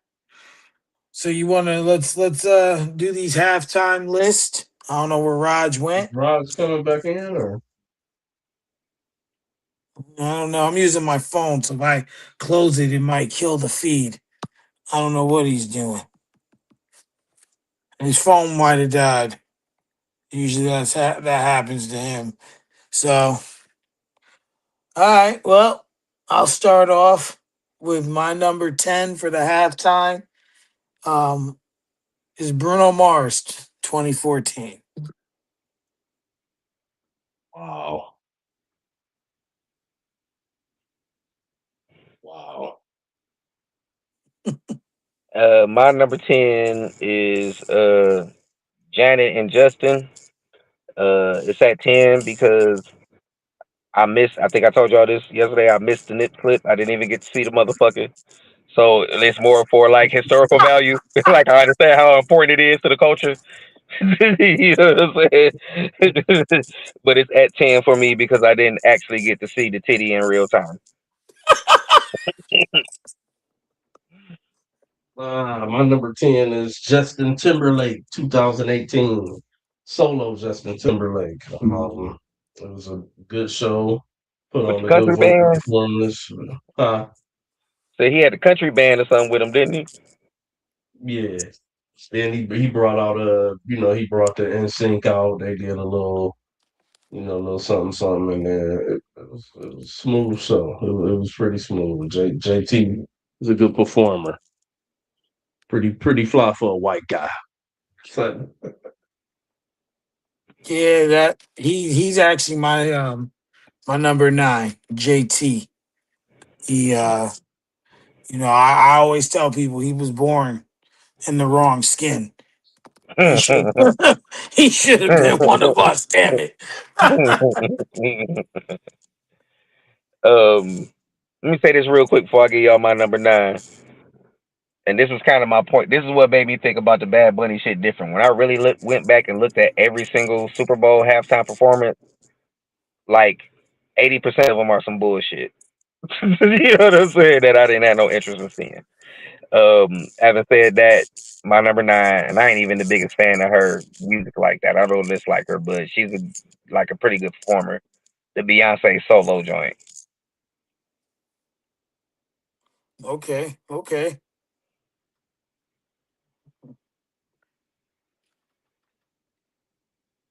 Beyonce. Yeah. That was a good performance too. That was a They good performance too. they was hating on her.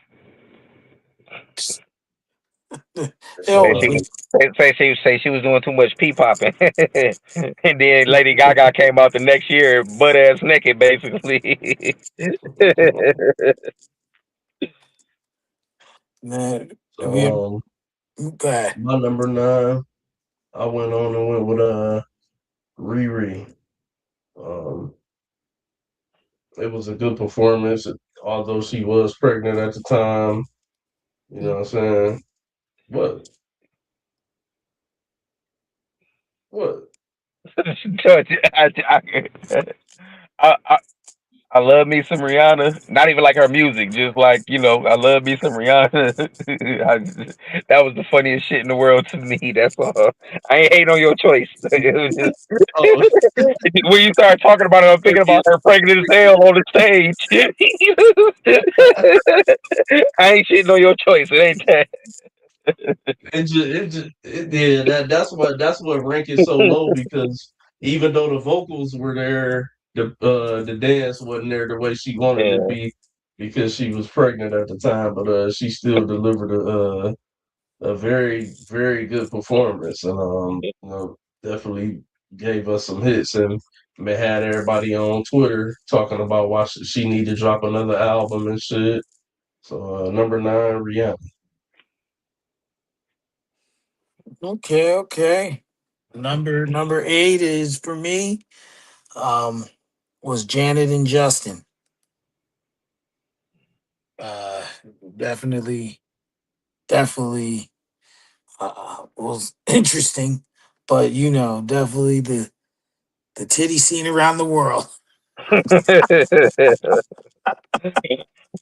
Hey, like I say, Yeah. I saw that motherfucker in HD. First time I ever seen an HD TV. Oh When man, they rewinded it, it's like, wait a minute, I can. Damn, that's crazy. oh man, hell yeah. My number eight is and I ain't even the biggest fan of her music like that. She definitely got a bunch of songs I like, but like I fuck with her like as an artist and as a performer. Missy, I got Missy at number eight. Okay, okay, okay. So now we're. Did you give your number eight R&B? No, my number 8 is in line with yours. I got Justin and Janet. That was a good performance, and in more ways than one, and I think we all know why. Number seven, I got Beyonce shutting the lights down on us. She got up there and killed it. Uh, I don't care what no one say. I don't even like Beyonce like that. She went out there, and that woman is a performer. When you talk about performing, that woman is a performer. So yeah, number seven is Beyonce.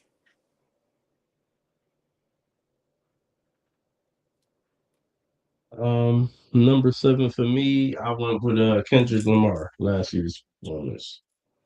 It was dope for the culture.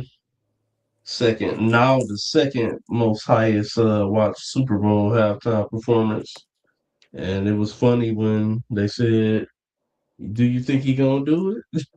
And he did. So, hey, Oh man. number seven is Kendrick. Number seven for me is Maroon 5, Big Boy, and Travis Scott. Uh, I ain't gonna say I'm not a Travis Scott fan. I ain't really listen to his only song I know like that is Sicko Mode, which is cool. I ain't gonna act like I know his catalog like that. So I ain't gonna say I don't like him.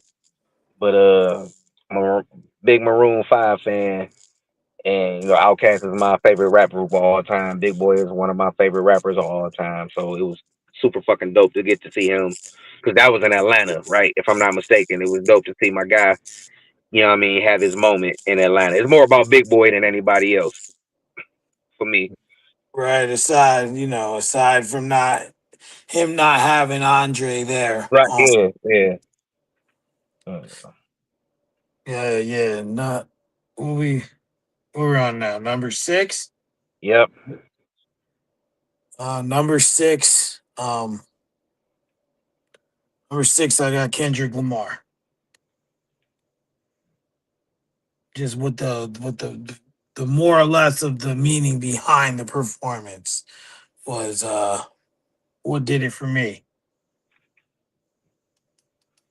I didn't think he was gonna make your list, Mike.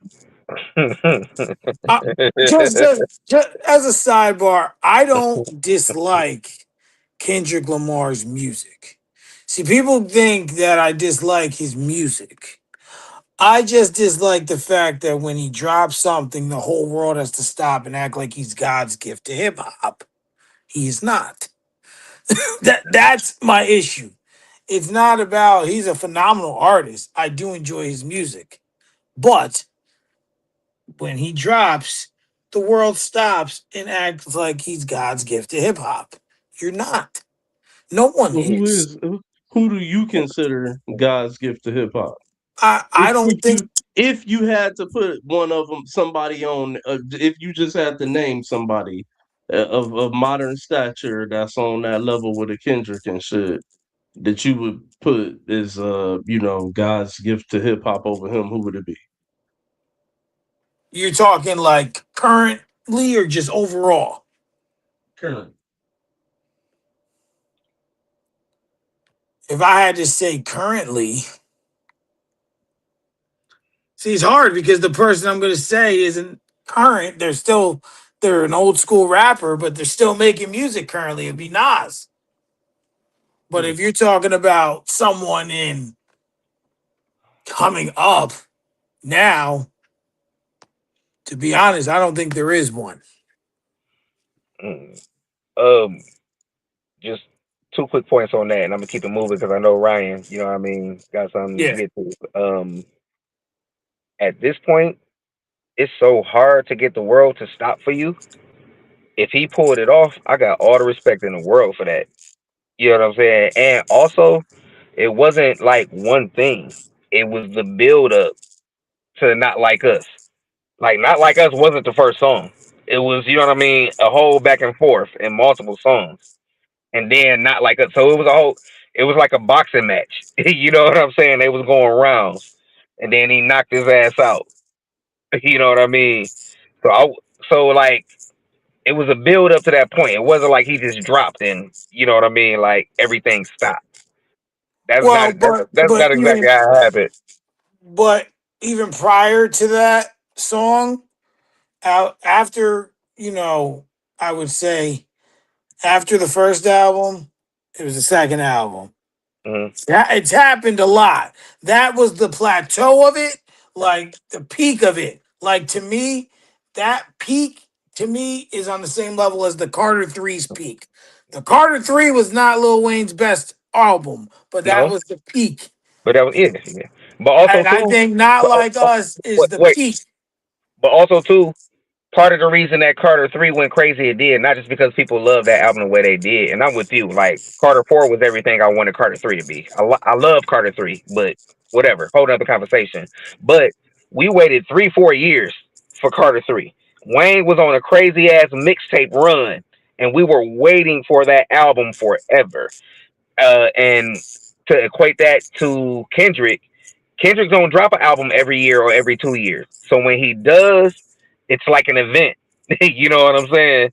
He not dropping all the time. Just like Cole. Cole just dropped a few days ago, right? Cole don't Yeah. drop an album every year or every 2 years. So when he does, it's a big deal.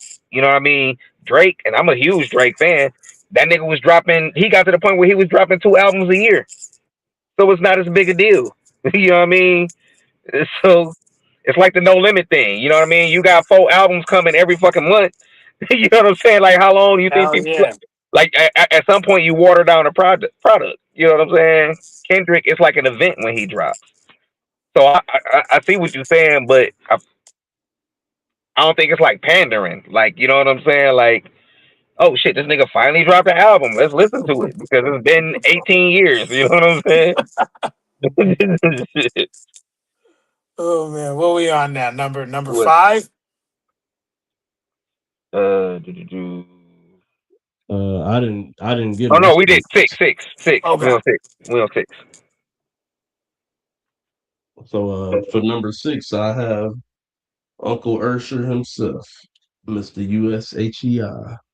Great performance, a lot of dedications deep down within that performance that I don't think a lot of people really drew out of it. But if you're an R&B guy like me and a music fan like I am, then you'll get the homage and the messages that were sent in that performance. It was a great one. And hey man, that's Uncle Usher, number six. He's my number five. Usher. My six was I don't think I did. I say my six. I don't remember if I did. I don't think so. Under the Rule 5. No, my six was Bruno, Beyonce, and Coldplay. Okay. Um, Again, not the biggest fan of any of their music. They all got songs I like, but all dope performers though. It was a dope performance, and Bruno and Beyonce was going crazy. I'm probably about to make y'all mad. And then my five is Usher, Alicia, JD, her, Lil Jon, Luda. That's my number five. Okay. What about you, R&B? My number five is Michael Jackson. You just waiting on a reaction, ain't you? Yo, No. the whole show went silent. Hey, Like, he know he had that look on his face. He did the whole lean back and shit. Like, I wish a motherfucker would say so. Waiting on somebody to say so. I was. I know R&B. I'm sorry, bro, but we're gonna call you Raj and B right now, okay? Raj and B. uh, It That sound was better on such me. a Raj move. It sound better on me because it sound very Dragon Ball Z-ish. Continue. I like it. Roger B. I've Right. come to share the true knowledge. But so Oh I man. think I know who your number one is. Now that you said that. Oh my god. um Hmm. look, MJ, I'm gonna give it to you like this. This is my perspective on it. The reason I put MJ at number five and not where most people would have him, it would be either one or top three, is because I thought that performance was overrated. But but the reason why I still kept him in the top five is because I understood what that performance was for the culture. And I feel like he revolutionized the halftime performance show with that performance. So because of that in itself, and because of him and who he is, it will remain in my top five as the greatest one of the greatest halftime performances of all time.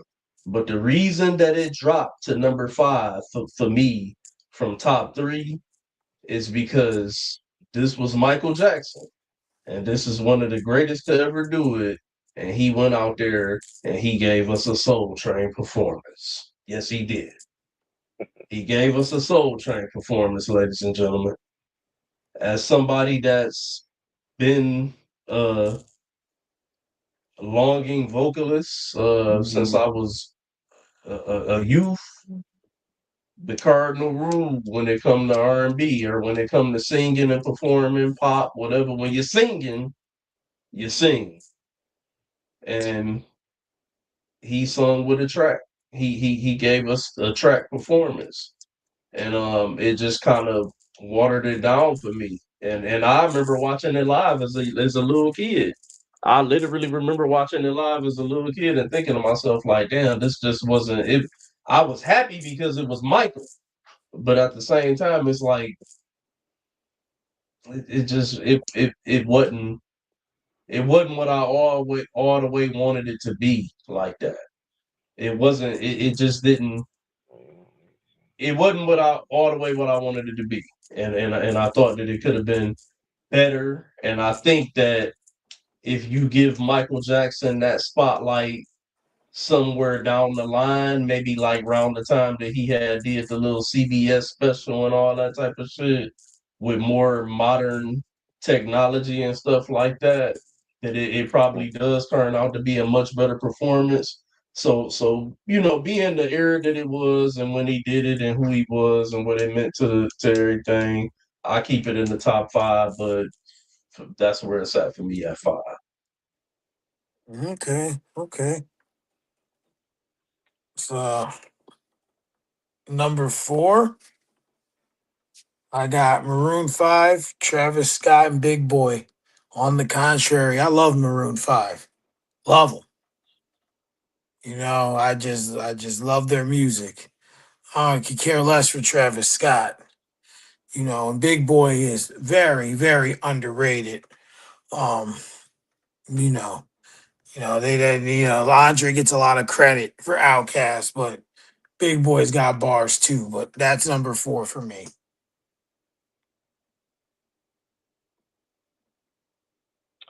I ain't gonna lie. I love songs about Jane. I didn't listen to a whole lot of Maroon Five after that. I still listen to songs about Jane though. To this day.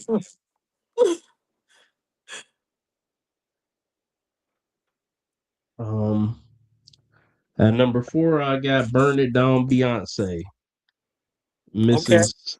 B. Rollins herself. Burn it down literally because they burnt it down to the point that the lights went out and they gave the 49ers a second life and it became a competitive game.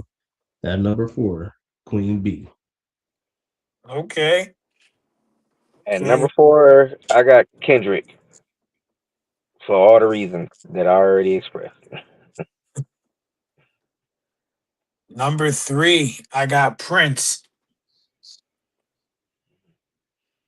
Only man who can sing Purple Rain and then it starts raining. Like that's a Prince thing. like, like that is a Prince thing right there. Yes, it is. And he went Number home and three, made I also pancakes. got. Word. Anybody want some pancakes? Um, at number three, I also have Prince. Like you just said, for all of the reasons you name, literally Purple Rain. Absolutely.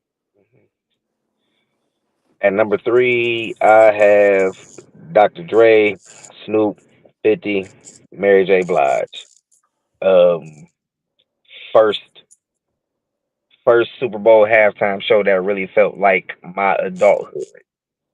not my childhood. Your number three is my number two. The amount of excitement, like I felt like it was a concert. I felt like football was at a concert. Like even though 50 Cent, when he came from upside down to do In the Club, he looked like he was ready to die. My You man had was some like, concern for his safety. go, go, go, shorty. I'm like, oh my God, dude, don't die. You still need to keep making power. Do not die. Like, Silly. Well, that's funny because they say great minds think alike. Because his number three is also my number two, Dr. Dre and Friends.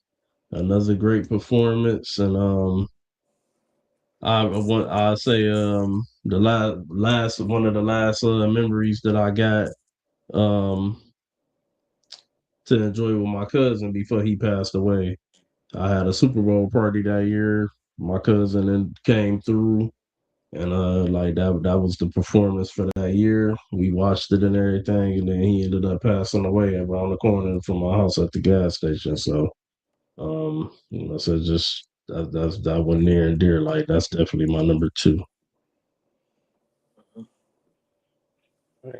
um, I respectfully decline to submit a number two.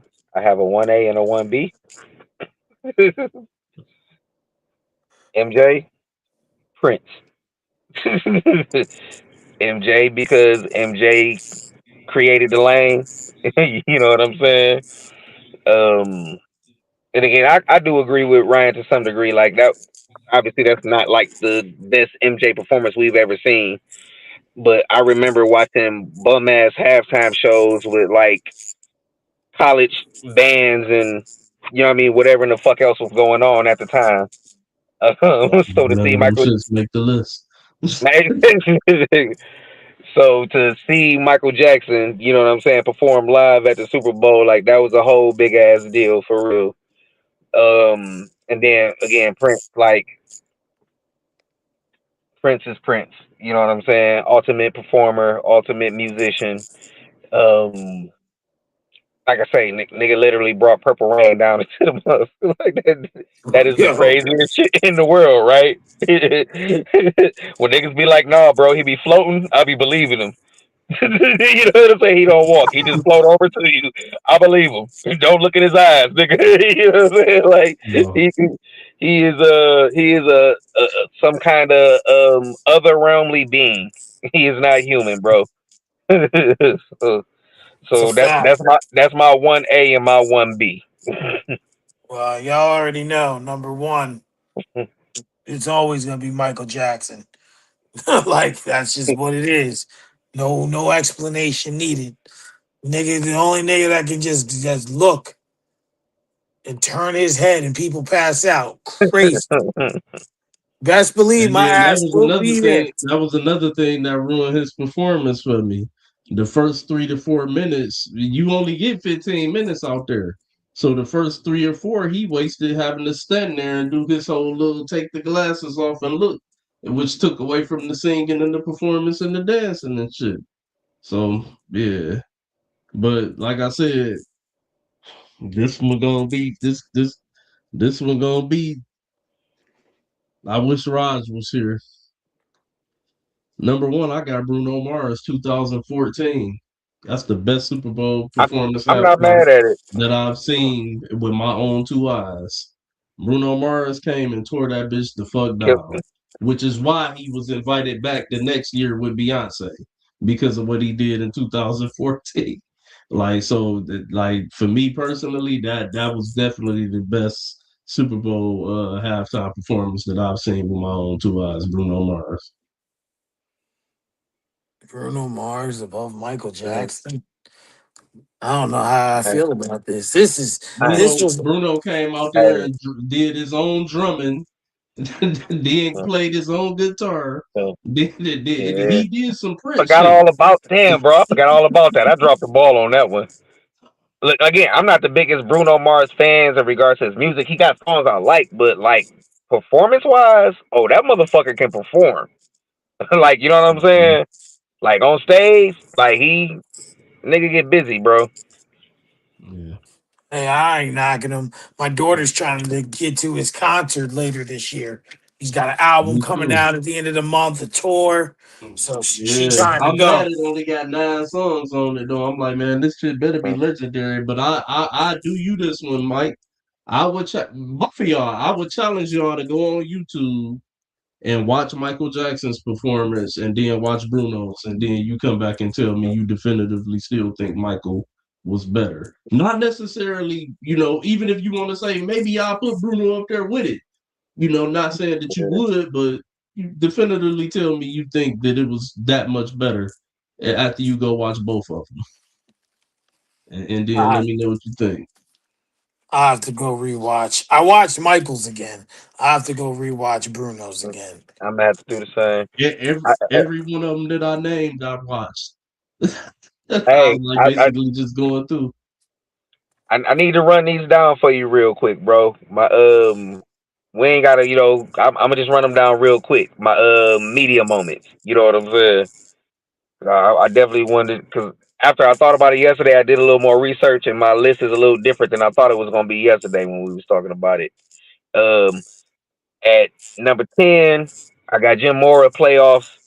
At number 9, I got I got Joe Namath trying to kiss Susie Colbert on Monday Night Football. That shit was wild as hell. Um, at number 8, I got Dennis Green. You know what I mean? You go ahead and crown them. They are who we thought they were. At number 7, I got that's my quarterback. That's my quarterback. Quarterback, man. That was an honorable mention there. That was an honorable mention. At number 6, I got AI practice. At number 5, I got Mike Tyson. I want to eat your. I want to snatch your heart. I want to eat your children. All praise due to Allah. um, at number 4, I got everybody play hard. Everybody play hard. My boy She. At number 2, I got. Oh, no, I'm sorry. At number 3, I got Beast Mode. I'm just here so I don't get fined. I'm just here so I don't get fined, no matter what you ask me. At number 2, I got Deion Sanders throwing that bucket of water on Tim McCarver. You know what I'm saying? In the locker room. And at number 1, and I don't know why this shit popped in my head, but it did. Motherfucking Floyd Mayweather and Larry Merchant. When Larry Merchant told him, if I was 50 years younger, I would beat your ass. Oh, That's my 10. oh man. Well, another good show. Went a little long, but it's all right. We'll be back next week with another episode post All Star game, and we're gonna start our NBA list. I'll make sure that we talk about it in the chat, but we gonna start with the centers just for Raj, even though he ain't here right now. This is just for him, cause if he puts Shaq anything lower than 3, he's about to be blacklisted. you about to be blacklisted It better be a damn good I, reason. because you already know he's putting Joker 1. So It, like. it better be it better be some if Shaq is lower than 3, then after I hear Joker, I better hear Kareem and I better hear Will or Olajuwon. yeah. Other than that, he Outside of must. that, I ain't trying to hear nobody else. Raj go put Joker 1, Zubac 2. Rick Smith's He'll 3. do it. He'll do it. Greg Kwame, Booker tag. Kwame Brown 4. Who is this team? What's his basketball team that he rock with? The Nets. The The Nets. Nets. Oh man, he gonna have Jason Williams, shotgun Jason Williams. Shotgun. Shotgun Jason Williams at 3. Come on, Hey, y'all can't tell me he wasn't a good talent, y'all. hey, look, Zoe was a Hall of Famer. He just had that kidney issue when he got there. he gonna have Oh so my god.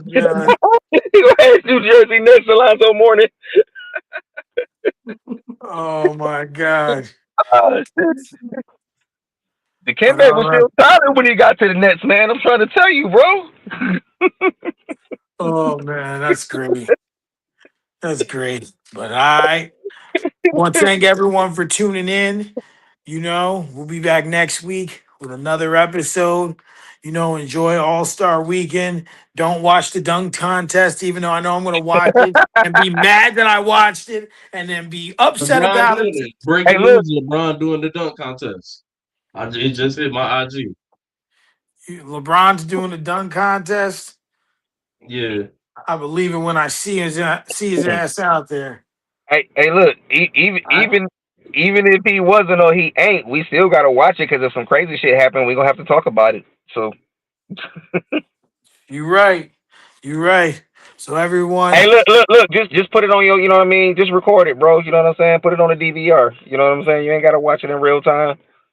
no, I can't. I can't do that. I'm just gonna do it. Just disappoint myself in real time. Why not? Oh man! But everyone, thank you for tuning in.